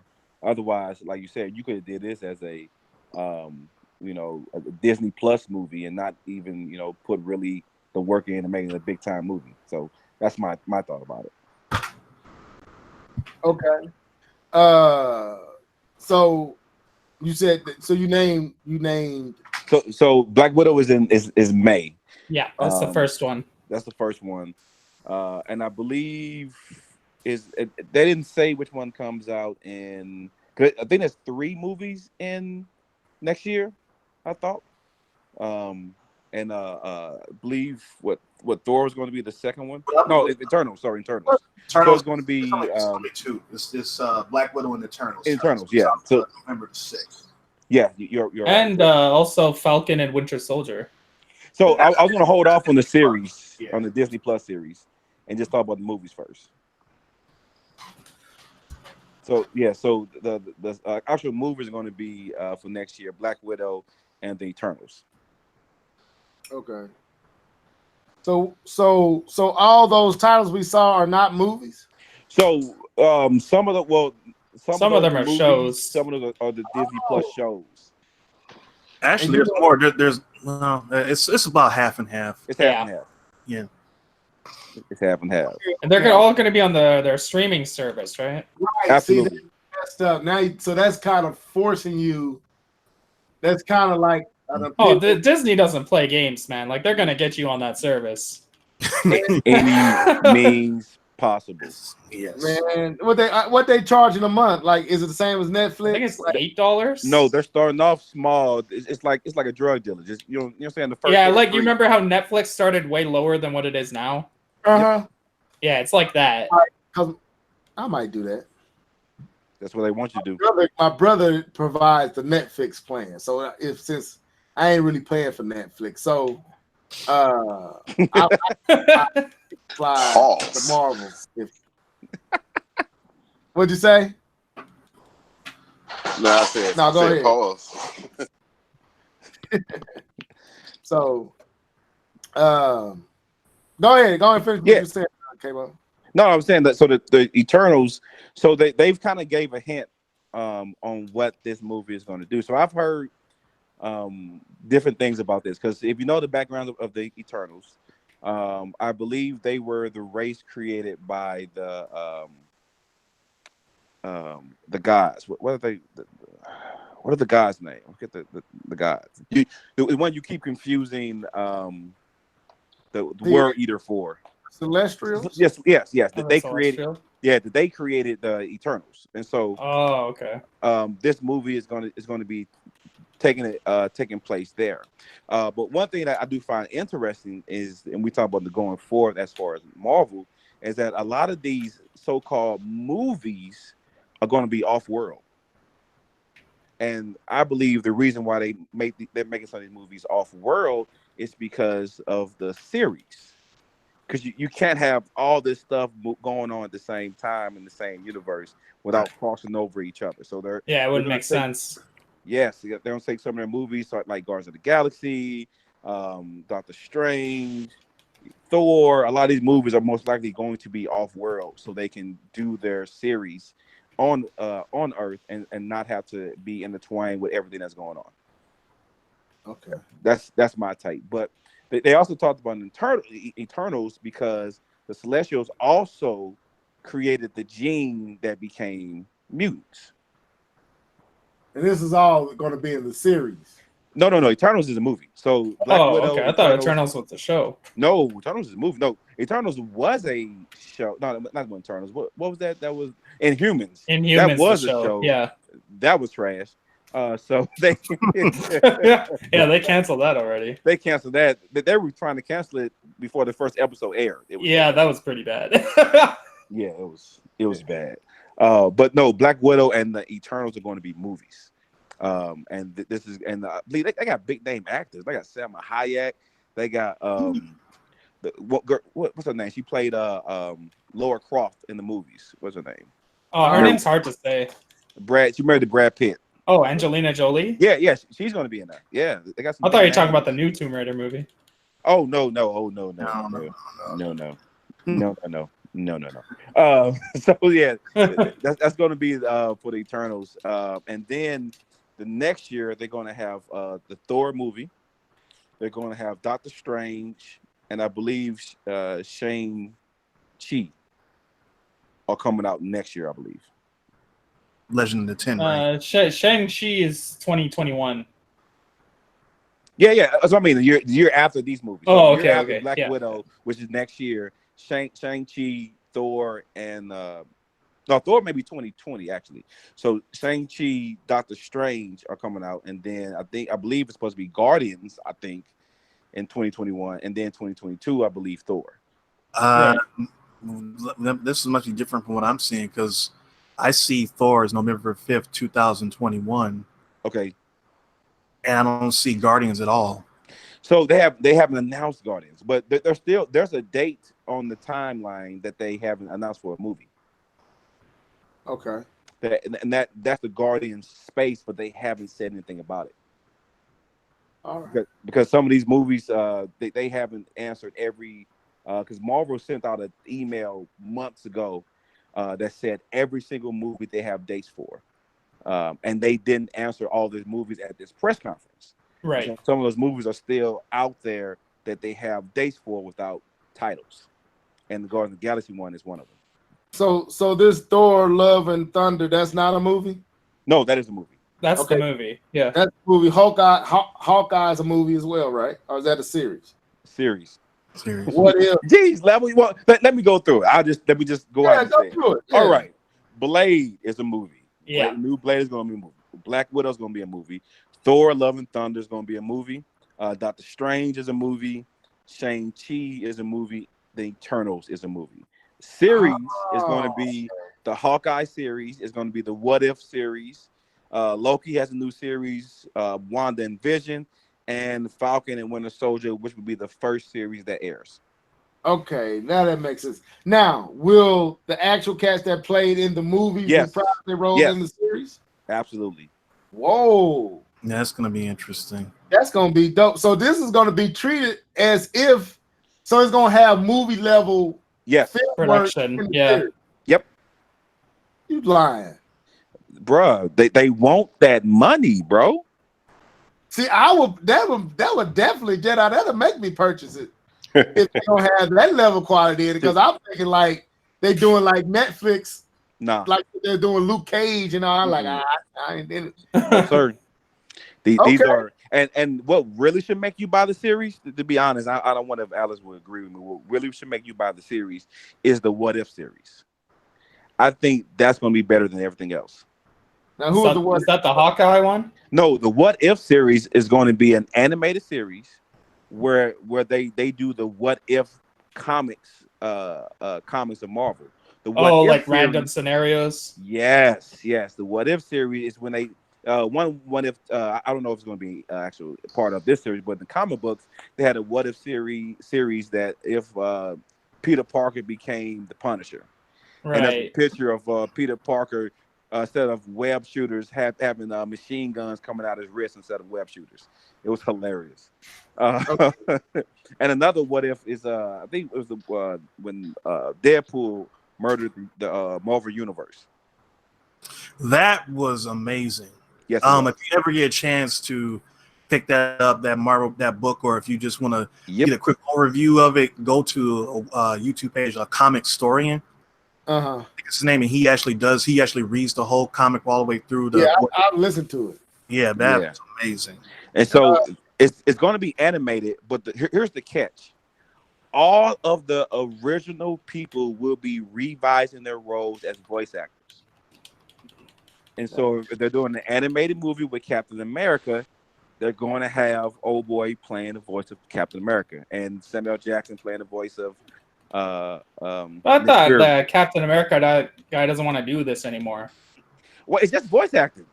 Oh, I guess. The way I watched the interview with him, and the way he said it seems like he's just done with it. Yeah. He was like, man, oh. Well, they have a slide of all the people they have signed on to do their voices. I mean, it's possible they may have already done the voice work, because they could have done it while filming the movies. Yeah, they could have did on the side. True that. My thing is, man, why would you want to quit playing a character that's making you easy? It's always people like that. Like the same thing with like Big Bang Theory. The show ended because the guy who plays Sheldon doesn't want to be Sheldon anymore. Exactly. That show, they're making $1 million per episode. $1 million per episode, and he turned it down because he doesn't want to be Sheldon anymore. Like that's crazy. Yeah, give me as many episodes. Shoot. Now let's talk about so I've now got a full understanding. So thank you. What If, Loki, Wanda, and Vision, and the Falcon and Winter Soldier are all series. Thank you. Yep. So let's talk about Blade, because I'm a Blade fan. I love the original Blades. I feel like people is anyone not a Blade fan? That's my thing. I would say I love the first two. Yeah, not the third one. Not the third one's bad. The one with Triple H, you can keep that. Yeah. But the reason I have a little sentimental respect for Blade is a lot of people want to give the original Spider-Man all the credit for the current status of the MCU. A lot of people do. That has nothing to do with it. I had an argument with a dude, a friend of mine, a younger dude, that wants to say that Blade wasn't the reason the Marvel is where it currently is. I'm like, bro, it's Blade. He's like, no, it's Spider-Man. It's made more money. That movie, I was like, bro, Blade at the time, the Blade with Wesley Snipes did more than for Marvel and the MCU. But so I'm excited for this because me and my wife was watching Alita Battle Angel. We went to the theater to see it. Oh, that's a great movie. Yeah, it is. It really is. And when we left, we both said, "Oh, dude should play Blade."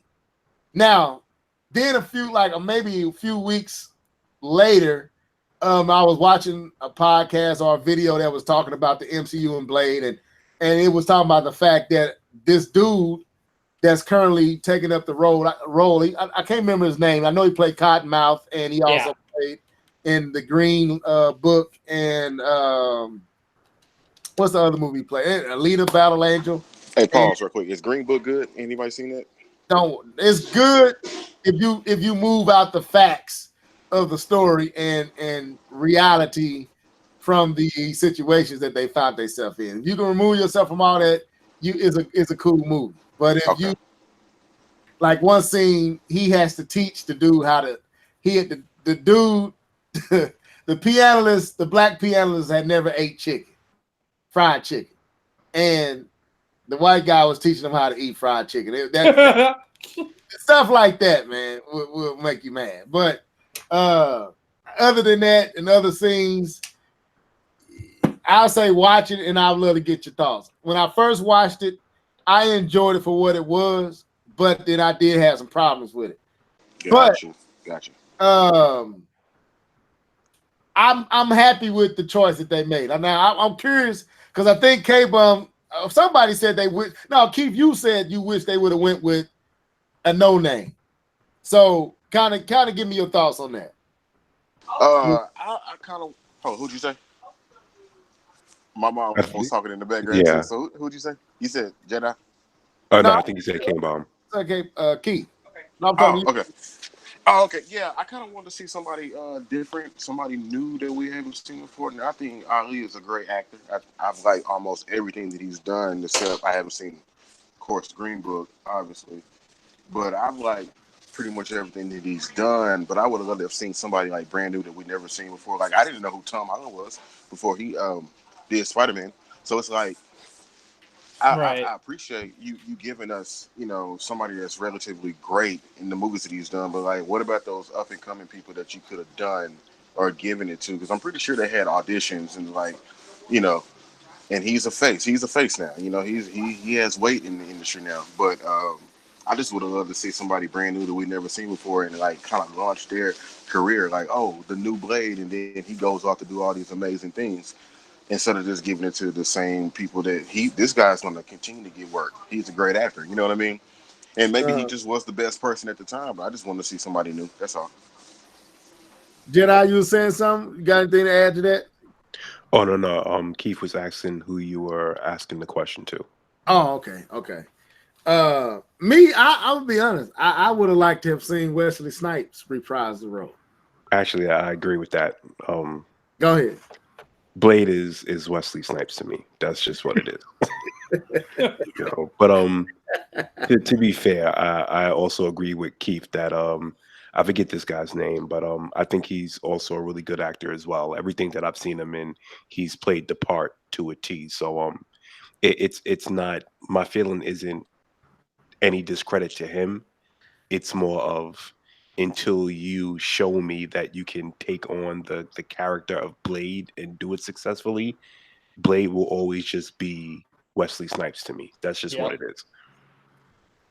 Yeah. Now to back that up, I don't doubt that he's going to do a great job. Like, his demeanor is similar to Wesley's when it comes to some of the things that he's acting that I've seen. Like when we saw him first as Cottonmouth. Oh, wait a minute. How can he be Cottonmouth? Anyways, when we seen him as Cottonmouth, like that demeanor and how he portrayed himself, I thought, that's very Bladish, but I still would like to see somebody else try to get that role or give it back to Snipes. So what you have to understand now about Marvel movies, I'm just gonna put it out there now. I'm gonna go ahead and put it out there. Is that everybody in Hollywood is trying to be a part of these movies? Yeah. Everybody's trying to get a piece of this pie. And I listened to an interview of Kevin Feige, and Kevin Feige actually said this is one of the most slam dunk castings he's ever done. This is what he said. He said this is a slam dunk casting. He said you pray for casting like this to get someone that perfectly fits the role as good as he did. The guy asked him why him? Why Marshall Ali? And he said it's a no-brainer. He's perfect. He's perfect for it. He said this is a slam dunk casting. So I understand what you guys are saying about that. It's good to get a no name, but I think they're done with getting no names. This is my thing though. Reason I would like to see Wesley come back because I felt like they did Wesley wrong on the third movie, and Wesley actually know martial arts.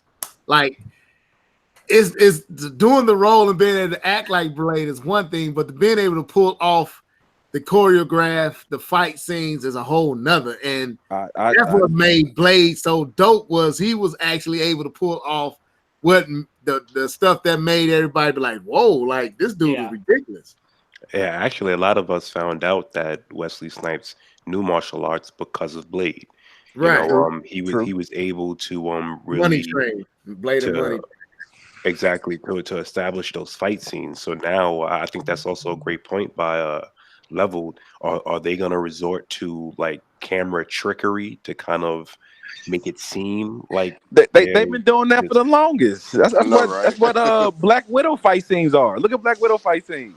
But I'm saying that ain't Blade though, okay? Bro, that's no. I'm not saying that.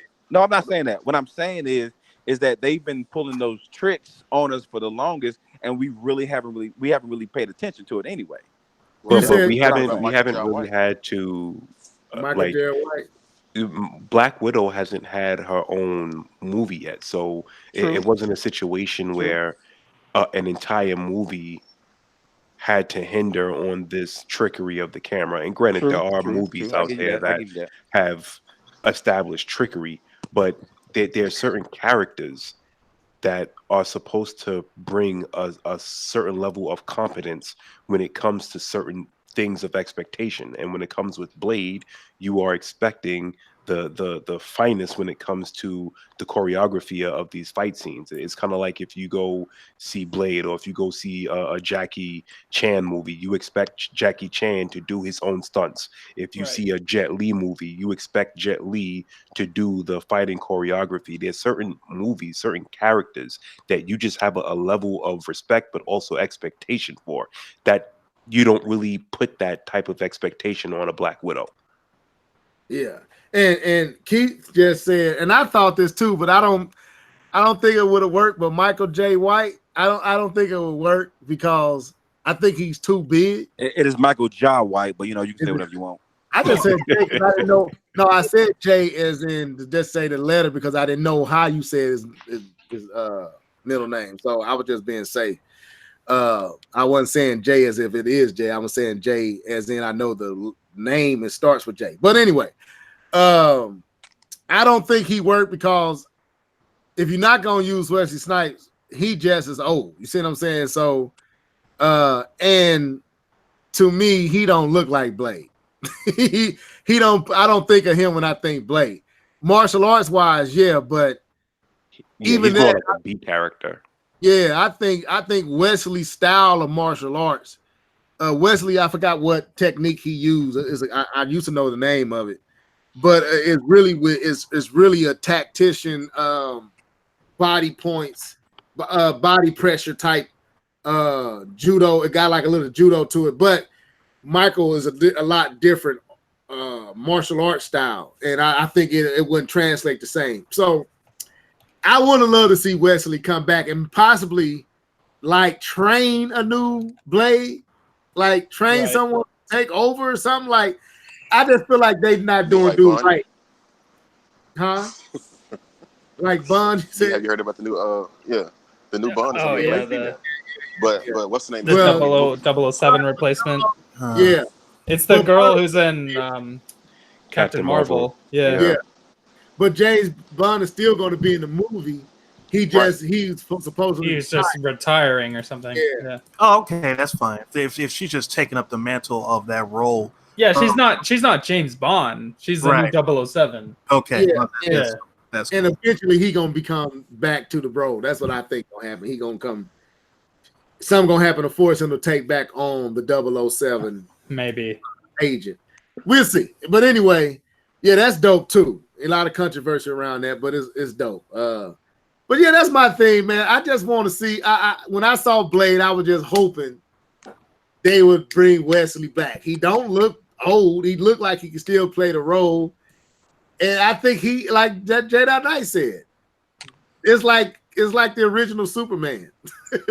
I don't care who played the role. They was never. What's his name? Christopher Reeves. Christopher Reeves. They was never Christopher Reeves. Even the dude that played him this time, he still wasn't Christopher Reeves. So I don't know, man. I hope Ali can take on the role and make us feel okay about it not being Wesley Snipes. But I feel like when it comes to the choreography of the fight scenes, we gonna miss Wesley Snipes. That's my thing. I mean, I don't know. I mean, they have the state of the art, obviously visuals and things like that. They can hide certain things, and they also have access to trainers and stuff. They can get him up to speed enough to where he looks legit enough on screen to where it doesn't look like an embarrassment. Because you look at movies like Creed, for instance, Michael B. Jordan doesn't have any boxing experience. No. That's a good point.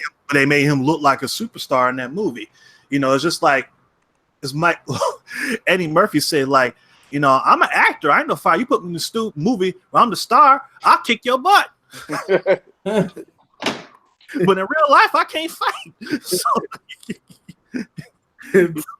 Speaking of Eddie Murphy, somebody uploaded that video of him and Michael Jackson singing that song.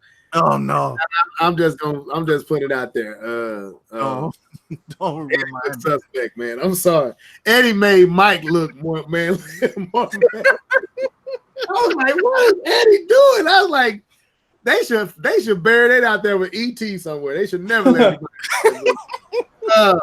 Let's move on to this Thor Love and Thunder. Now, the dude that shot Ragnarok, and I'm concerned, people. I am very concerned about this. The director of Ragnarok is taking Watiki. I can't pronounce. You know his name. Yeah, Watiki. I don't even think it's worth saying because I didn't like Ragnarok. So, really? I love Ragnarok. This is how I look at Ragnarok, Alex. As a Thor movie, it was trash. As a comedy, it was cool. If you took Thor out of it, it was just a movie without Thor, I would have liked it.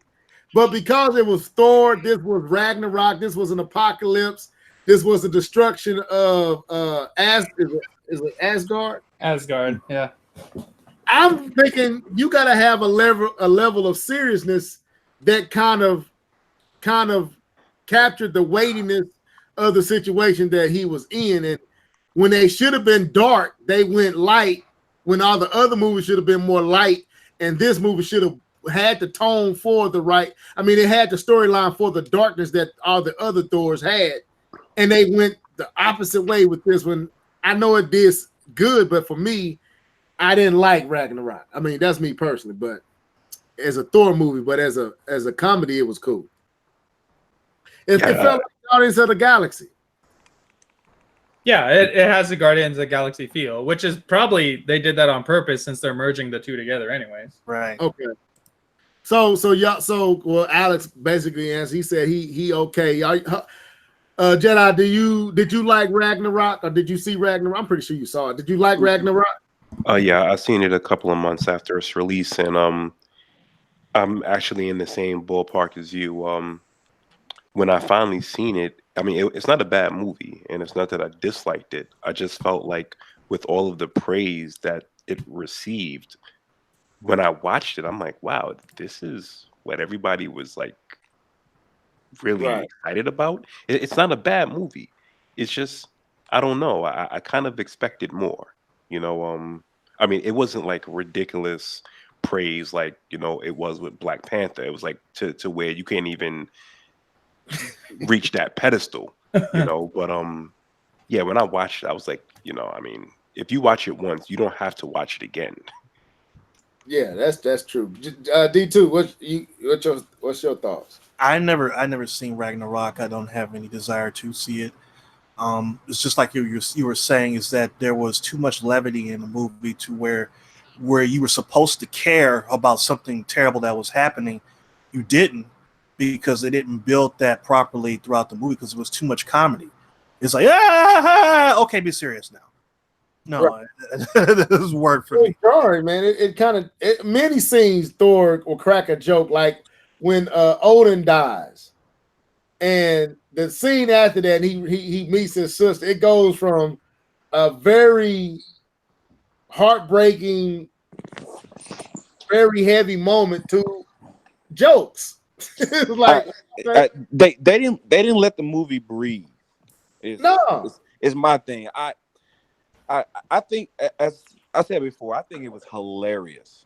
I thought it was very funny. I thought some of the characters were just off the chain, but the movie it was jokes on top of jokes on top of jokes at a certain and there was Odin just died. The entire planet blows up and they make a joke. Right. And I'm like, come on, man. Like that was your moment to let us, you know, feel the weight of Odin dying. We've been watching him for 3 movies and he just dies on us and I can't feel the weight. An entire civilization just blew up and I can't feel the weight of that because it's a joke on top of it. And so, I mean, I the scenes with Hulk was hilarious, and Thor, I thought that was a perfect time to do the jokes when he was butt naked trying to show Hulk and talk to Thor or whatever. I thought that was hilarious. Some of those conversations, man. But there were times where it should have had a different weight to it, and it went a whole different direction. And so, I first time I saw it, I didn't like it as much. Second time I saw it, I liked it a little bit better. I thought I found out what it really was, and I was like, you know what, I'm fine with that. I just wish they would allow the movie to breathe with some of those heavy moments that happen instead of just having jokes on top of each other. Because dude, Thor's whole friendships, his entire friends got murdered. Every last one of them. They just murdered all of them within like the first 10-15 minutes. It was like, well, okay, well, I won't be seeing him the next movie. And it was just like they didn't let anything breathe. I don't know. It was there was no. They didn't allow it to be impactful. exactly. It kind of. I kind of disagree with y'all, man. Number one, I thought Ragnarok was a very entertaining movie. Because I'm the type of person, I like a great story, but sometimes I don't let myself get too involved. So for me, this is like the perfect movie for me. And as far as like the whole planet blowing up, let's be real, man. We were not in love with what were they at? What's that place? Asgard. We weren't in love with Asgard. Come on, let's be real. The first two Thor movies, they did a really bad job of showing us why we should even care about these people. But I was more happy with just getting them out the way, so Thor can be Thor somewhere else, and not even worry about Asgard anymore. I think they did a terrible job. Erase this mess, get it out the way. I'm sorry. That's funny. You monster. Yeah, You monster. It might be a monster, so it might be cold, but just get these folks out the way so we can. He out here sounding like Loki. Let's erase. Let's erase the Asgard. This never happened. Forget it existed. And before, but no, I thought the movie was very entertaining. I watched it several times. And I was a little weird. It was a little weird hearing Hulk finally talk. But it was pretty cool. Hulk, I like it. Hulk raging fire. Thor simmering fire. I mean, that part was funny though. I gotta give him that. That was funny, man. But the whole thing was, I think it was just too many jokes. But I feel like Thor Ragnarok should have had an Infinity War tone. Like it was comedy, like Iron Man had comedy. You saw the back and forth with Iron Man and what was Hulk? What's Hulk? His human side. Bruce Banner.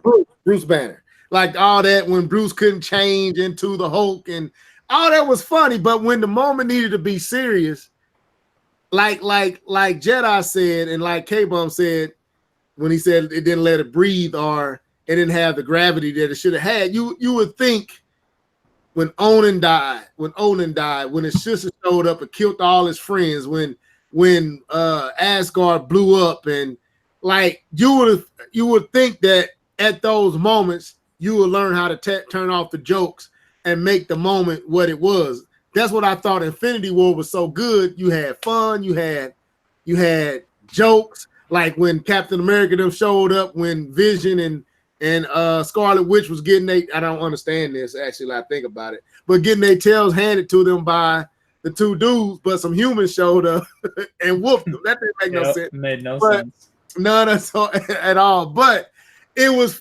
cool when they showed up and did that thing, and you had the jokes. You had the jokes with Black Panther and all them. But when it needed to be serious, it was serious. Like when Doctor Strange and Iron Man and Spider-Man was on I guess Thanos' home planet, Titan, and the gravity was there. You saw the weight of the moment. And I don't understand why you would take a moment like Ragnarok and not be able to do that. It was I would say this from a long-term storytelling. I get that mixed up. From a long-term standpoint, from storytelling, in Endgame, it kind of felt like when he saw his mother that all of that weight that he was carrying from what happened at Ragnarok, he let it out. Yeah. And it kind of felt like that maybe he would, all that nonsense, all that goofing around was just his way of coping with it. And he was basically fronting. And when he finally saw his mother, it all just came up like, I can't hold this in anymore. I got to let it all out. Yeah, this is what really. I felt like Thor's breakdown only happened in the Avengers movie. Like you're just saying, like he didn't even know. Maybe he wasn't aware of it or or like you're saying, he was just pretending like he wasn't affected by it. But then in Endgame, when he saw his mom, he couldn't do it anymore. Maybe that was the end goal. Well, Maybe they didn't want to show his weakness in Ragnarok. Well, you actually saw his emotion, and I thought he did a great job in Infinity War. The conversation he had with Rocket when Rocket asked him, "Is he actually ready for this mission?" And he talks about losing his mother. He talks about losing his father. He talks about losing his brother and all his family, everybody he knows. Yeah. And he kind of looks at Rocket and he said, "Yeah, I'm ready for this." He said, talking about how pain and loss is a great motivator. And Rocket was like, "You sure about this?" And then Thor was like, "What else do I have to lose?" You know what I'm saying? So that was a good moment. I thought it did a great job of showing the new Thor who's funny in jokes, but they still showed that a human, a real relatable emotion to what was actually going on. To me, that's the perfect way that Ragnarok should have been. It should have had his funny moments, but in that moment, you felt, even though that his pain that he's going through, but you still felt him being able to joke through it. But it wasn't just a joke, if I can say that. And you also got to factor in that the dude that's playing Thor actually complained about I guess the weightiness of the original two Thors. He did, and wanted to go more comical. And he did. So I guess that could have also played in why Ragnarok was like it was. But I hope not to spend all our time talking about Love and Thunder. I hope that the director allows what we are talking about and seeing Thor in Endgame and in Infinity Wars play into Thor's comedy, but also letting them be a full-fledged person or character rather than a pawn of himself. Well, what I'm hearing is that the Thor in this movie is going to be Jane Foster. Yeah,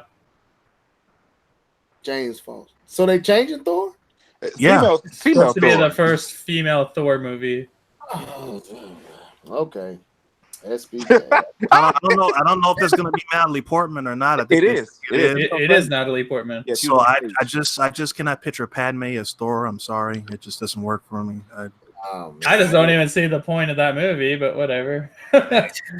Yeah, now that makes me want to just move on. It's not because it's a woman. It's just anyway. Let me stop before I get in trouble. All right, let's move on. I'm letting it go before I want to see the Thor movie where he recovers from turning into a fat ass. Yeah, that's what I'm thinking. Alex just ruined the whole want to see the movie now. So let's move on to this Doctor Strange multi-verse of madness. This one's gonna be cool. It's gonna be dope. Yeah. So do you know any no information? We don't know anything about it, but Doctor Strange plus multiverse sounds like fun. Yeah. Okay.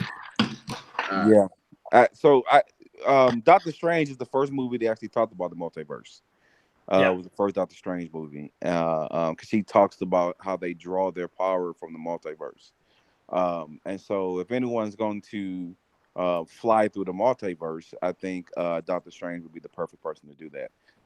And I just think Benedict Cumberbatch is like one of the best actors of this time, and so I'm just excited to see him in that movie because he's an excellent Doctor Strange. I don't think he's perfect. He's perfect, bro.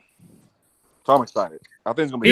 He's like as perfect as Robert Downey Jr. was for Iron Man. Like, They hit the nail right on the head with almost every last one of these character castings. And I just don't know how you could be that dialed in to just find the perfect person. This and this and this.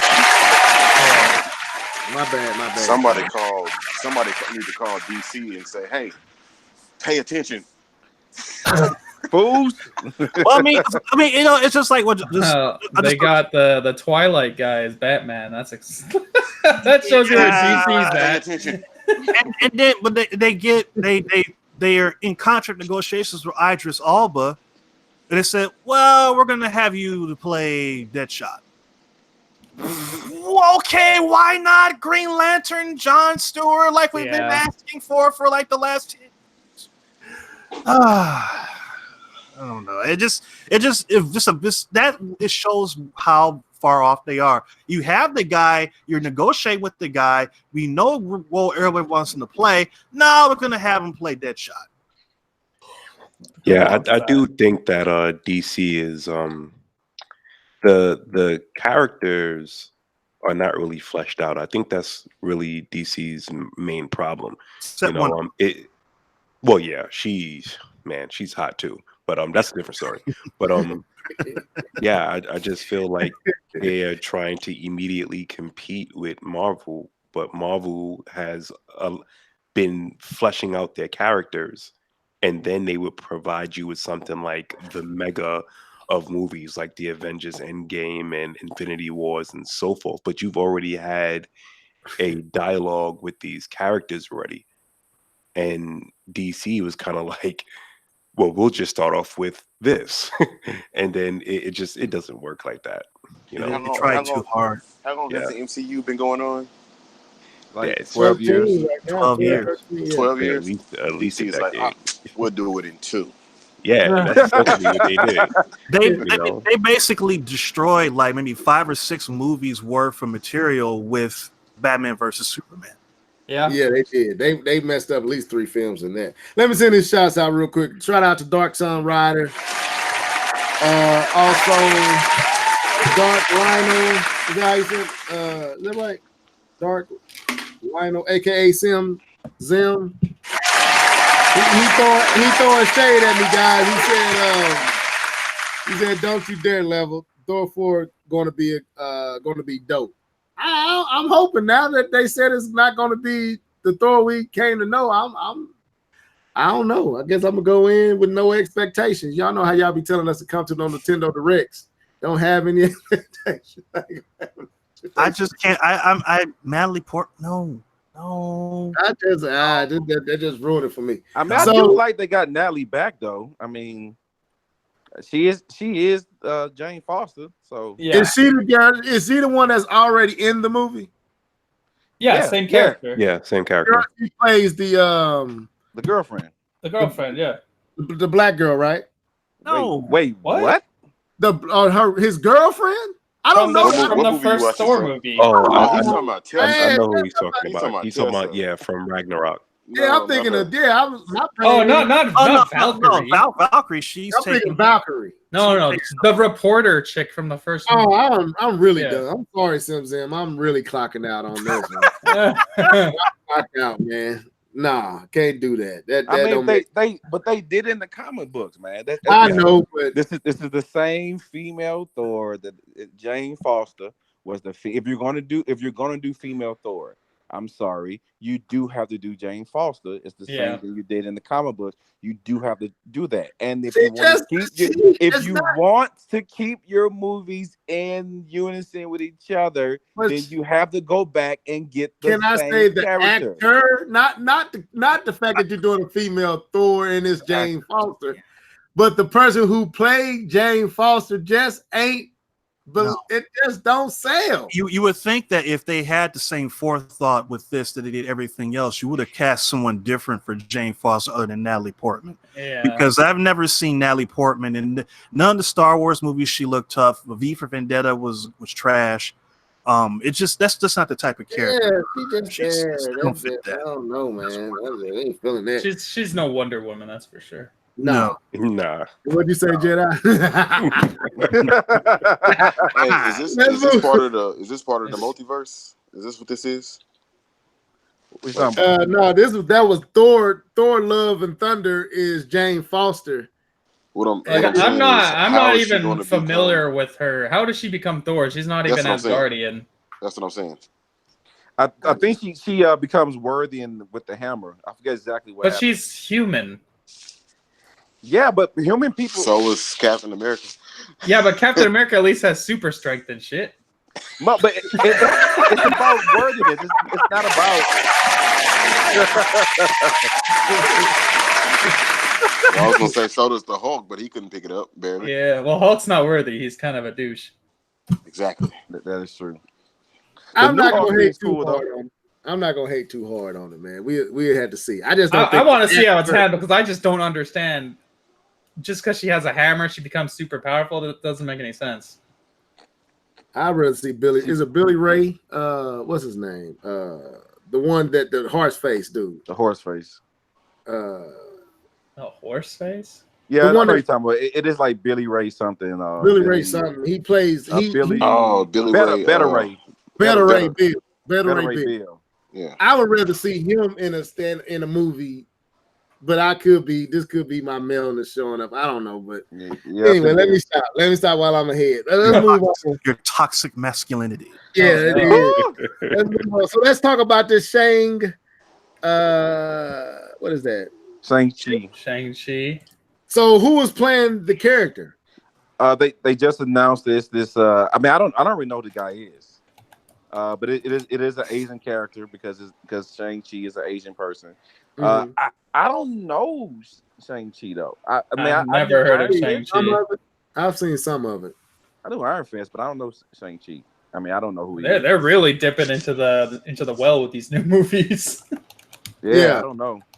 You would think you'd be seeing some Iron Man. I mean, some X-Men and some stuff like that. Yeah, like I want to see X-Men, Fantastic Four. Like I don't know shit about the Eternals. I don't know Shang-Chi. But Eternals is they play a big part though. They do play a big part of what's going to happen in Eternals. Okay. Well, I mean, it's starting. Well, it's Legend of the Ten Rings, so I guess that's what this is all about. Is explaining what that is, and is that maybe that starts with this movie then, the Shang-Chi movie. Yeah, I want to tie in with Doctor Strange then. No, it ain't gonna tie in with Doctor Strange. It ain't gonna tie in? Okay. No. That's probably just gonna introduce the multiverse. Yeah, Doctor Strange is gonna show multiverse, which could be our first glimpse of mutants in the multiverse. Yeah. Could be. I doubt it, but that's still hold on to my stance is the way you do mutants is the multiverse. Yeah, I think you do have to kind of let people get all that Fox X-Men garbage out of their system for a few years before you reboot it. Oh man, those Fox X-Men movies are awful. You do know at the end of the press conference in the for Disney, Kevin Feige said at the end, "Oh man, we don't even have enough time to talk about Fantastic Four or mutants." That was his last words before he got off. Yeah, they're gonna do it eventually. They've already set it up. They're already talking about how that's the Baxter building. They're saying in Far From Home, that building that he flies through at the end. That may be the Baxter building. Oh, okay. I'm not really saying that I don't like the character. I just don't think the female that's playing the character is going to be good. I don't mind it being a female Thor. I don't know. I just don't like Natalie Portman. I mean, she's not my favorite actress, but I don't have a problem with Natalie Portman. I think there's better actors out there, female actors that to me could have took that role rather than her. But like D2K said, if they knew they were going this way, they should have maybe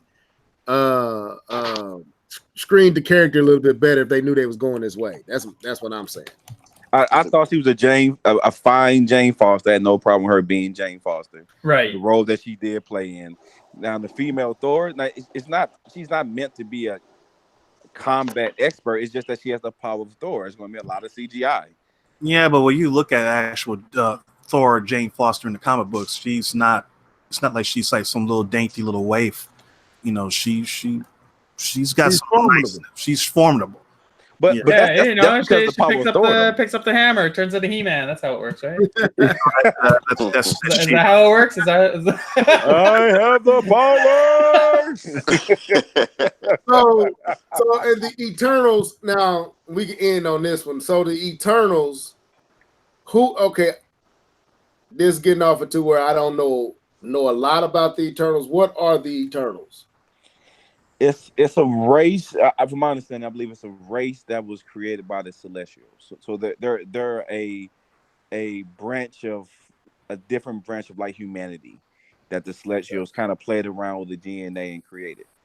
So but you say Galactus is not an Eternal? No, Galactus is not an Eternal. I believe they're gonna make Galactus an Eternal, man. We went through this whole thing. I know, but I believe they're gonna make He's from a different universe. Eternal, man. I know, but I think the MCU gonna make him an eternal too. He's as old as one, but he's not an actual eternal. I mean, celestial. Yes, but I believe in the MCU, they're gonna make him an eternal rather than celestial. A celestial. I thought you said it was an eternal. Celestials. Yeah. A celestial. I believe they created the Eternals. Yeah, I believe they're gonna make him a celestial. Okay, so, man, we had this conversation already, so all right. So I don't know. We'll see. Anything else what we should end on actually level is the Falcon and Winter Soldier series. That one's gonna be cool. I don't like the dude that play Falcon. Me either. But Winter Soldier. Anthony cool. Mackie? No. I like him. Anthony Mackie is the man. He sucks in the movie though. Come on. In the movie, man. What? He does, dude. He looks terrible. He looks sleepy, man. He looks like a dork who made his own costume. What's going on? Hold wait a minute. Hold on. When is this coming out? This ain't never came out before. I've been said I don't like Falcon. Nah, bro.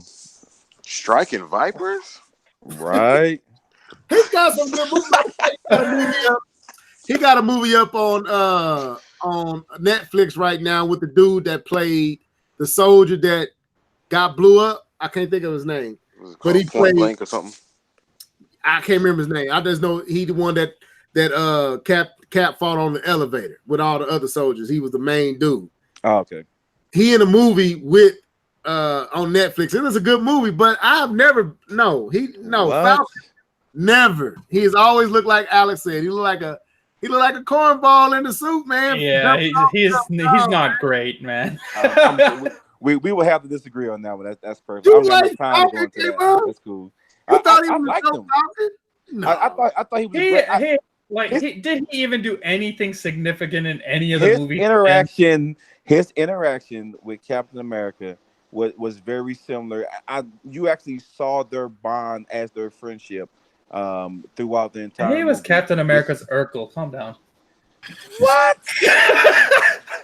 What? I'm not gonna go that far. I'll tell you this though. I do think that Falcon and Winter Soldier actually do have good chemistry. Yes, they do. Especially in the Civil War, because they were they have good chemistry. The scenes they had together were good. Yeah, they were great. I'm saying Mackie's great. Like when he was flying around and kicking folks and landing and oh man, that shit's so funny.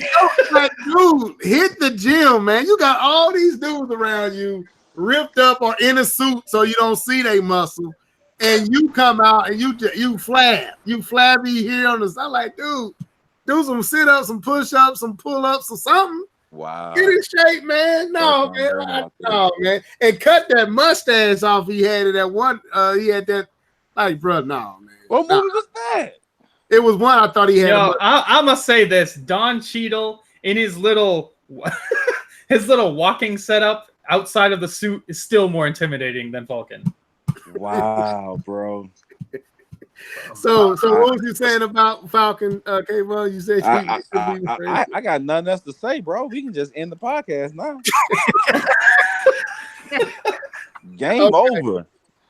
No, I don't. I've never liked Falcons. I mean, it's going to be Captain Falcon. I mean, he's taking over the shield from Captain America. Yeah. I just don't think he gonna do a good job as Cap. He ain't like Alex said. He's not intimidating. He doesn't command your presence. He doesn't make you feel like my man said to him. I don't know how to say it. America's Urkel. Yeah, I can't believe that one. That's he commands the presence of a side character. Yeah, he don't. I can see the argument of saying that he just doesn't seem. I think that a lot of this has to do with how well Chris Evans played the role. He's perfect for Captain America. But we have to remember that, for me at least, when I first heard that Chris Evans was cast as Captain America, I had my doubts. Looking at him as a Human Torch in the Fantastic Four, that was bad. And watching him in the movie called The Losers, I think it was called. Mm-hmm. It was like an 18 knockoff type movie. Yeah. His character came across, he seemed like a complete goofball, and it didn't seem like there's no way that he could pull off. He was just, it's like God created him to be Captain America. It's the same. I get the same thing. He has the same vibe for Captain America as Christopher Reeve did with Superman. Yeah. Like I can't see. Can't imagine anyone else in that role now. No, you can't. So I would say that, knowing him, I would at least give this guy a shot let's see what he can do as Captain America. Because he's not going to try to be Captain Falcon. He's not going to try to Captain Falcon. He's not going to try to be Chris Evans. He's going to be himself and redefine a role for his character. All I see is real steel when he played the role. That's him to me. That's what he does. Like that type of stuff. I can't. I hear what DPK said. That was the same stuff that Chris Evans was doing. The same kind of.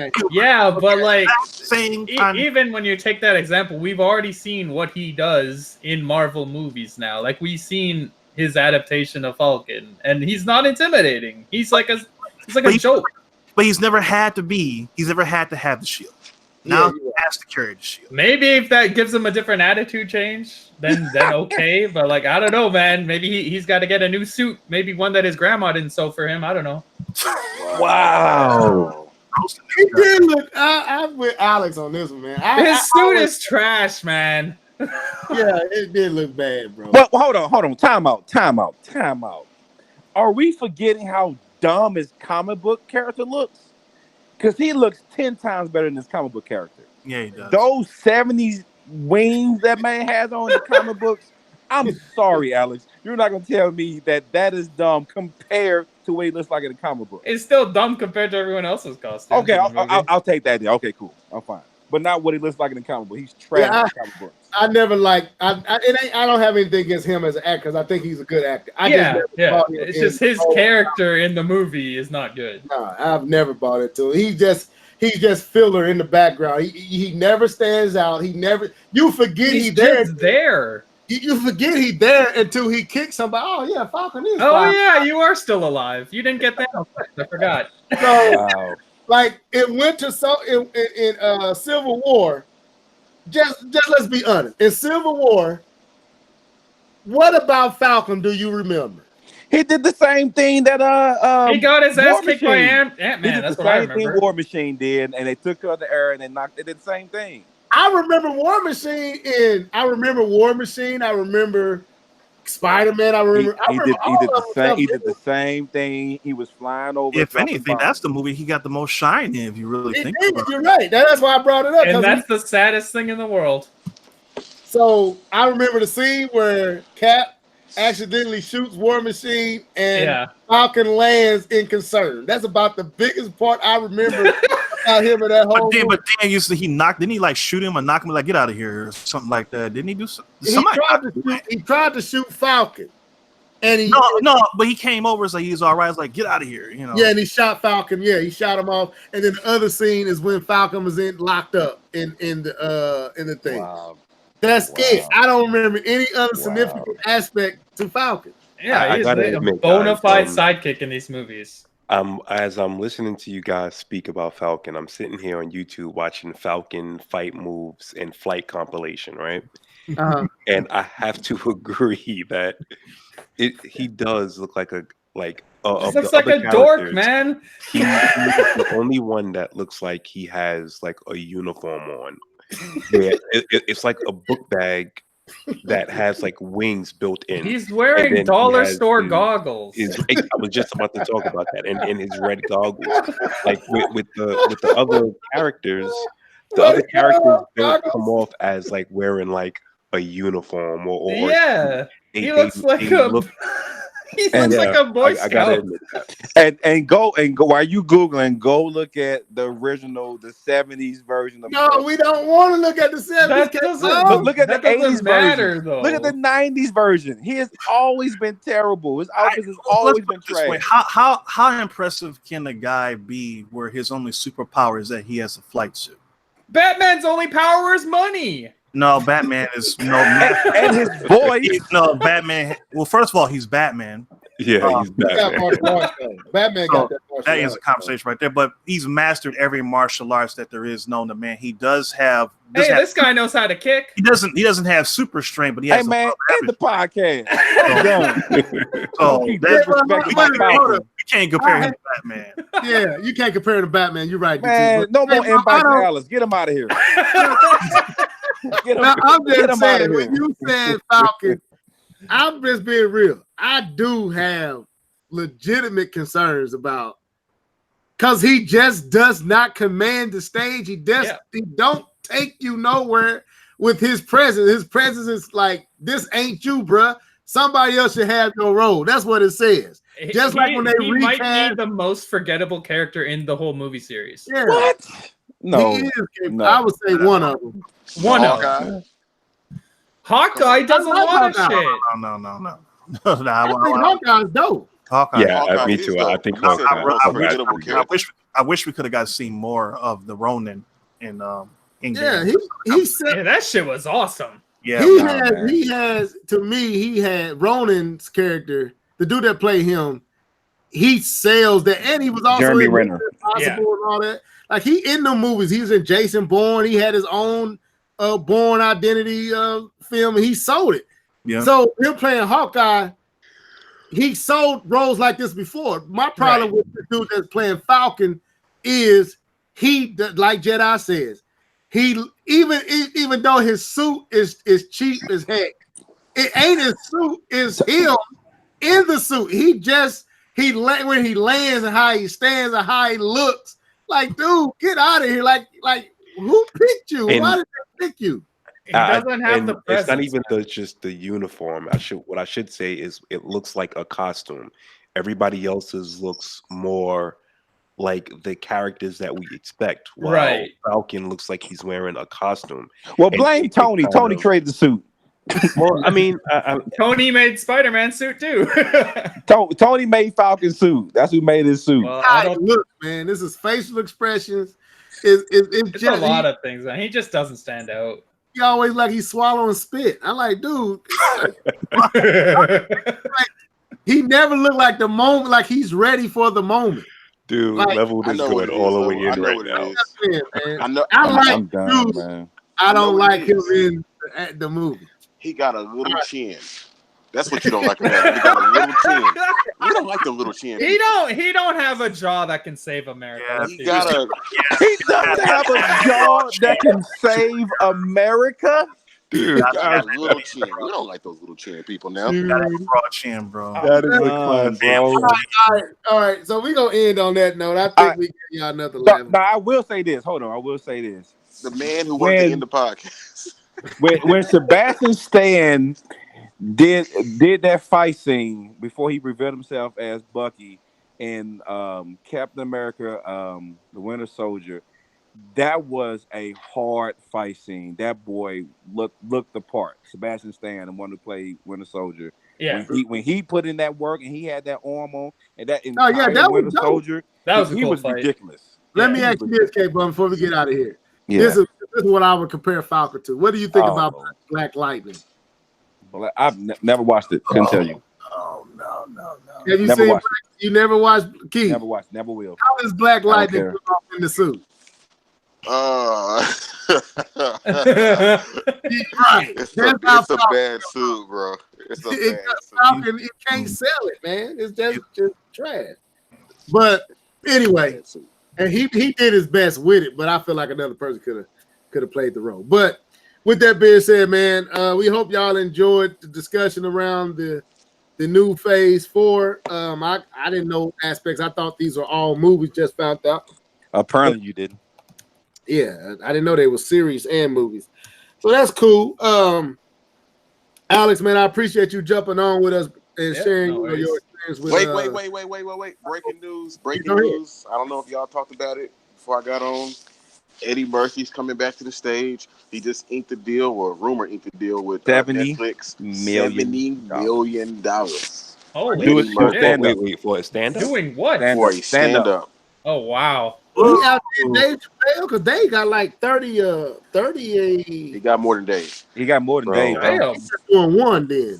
They gave him $70 million to do a 70 mil, stand-up. bro. Stand-up comedy. And I don't That think is it's gonna be funny. insane. Dude, I don't Hey, grossing. he That got- shit better be amazing. Exactly. hey, it ain't gonna. he has, but to his repertoire, he has two of the best stand-up comedy. No, he's great. Like shows obviously Eddie of Murphy's all amazing. time. Yeah. But, Put grossing in front of but that. Eddie Murphy Raw came out like what 32 That was a years long ago. time ago. And Yeah. he's still one of the best.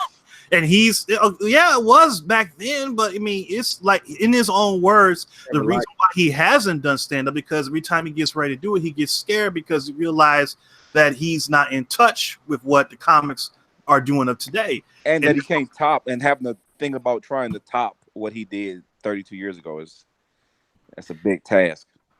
I'm just gonna be honest. I never liked Raw or Delirious. So. Ooh, we done. End the podcast. End the podcast. We are done. Hey, thanks, guys. I know, Party Eddie. word. Eddie. Man, I you know have what? never. Since we're talking about Eddie Murphy would be a better Falcon. Okay, I'm done. Let's go. Come on. At least, At least wrap it he up. can command presence. You look, you the one opened it up. Keith the one opened it back up. I was closing, but Put the bow on it. Eddie Murphy's That got was a fun. chin, man. That guy's got a chin. So, tell your mom to go away. And thanks, Sim Zim. You feel me, bro. Sim Zim feels me. I feel you, bro. He probably don't have a chin either. Alex is shooting lasers. Dude, this has been a good I'm gonna tell you right podcast, now, bro. I'm the real Falcon in here. Anyway, so Ain't nobody my gonna touch my son phone, down Greg. here interrupting my podcast. So let's go ahead and clock sign out, man. Alex, again, appreciate you jumping on with us, bro. Yeah, no worries. With your input.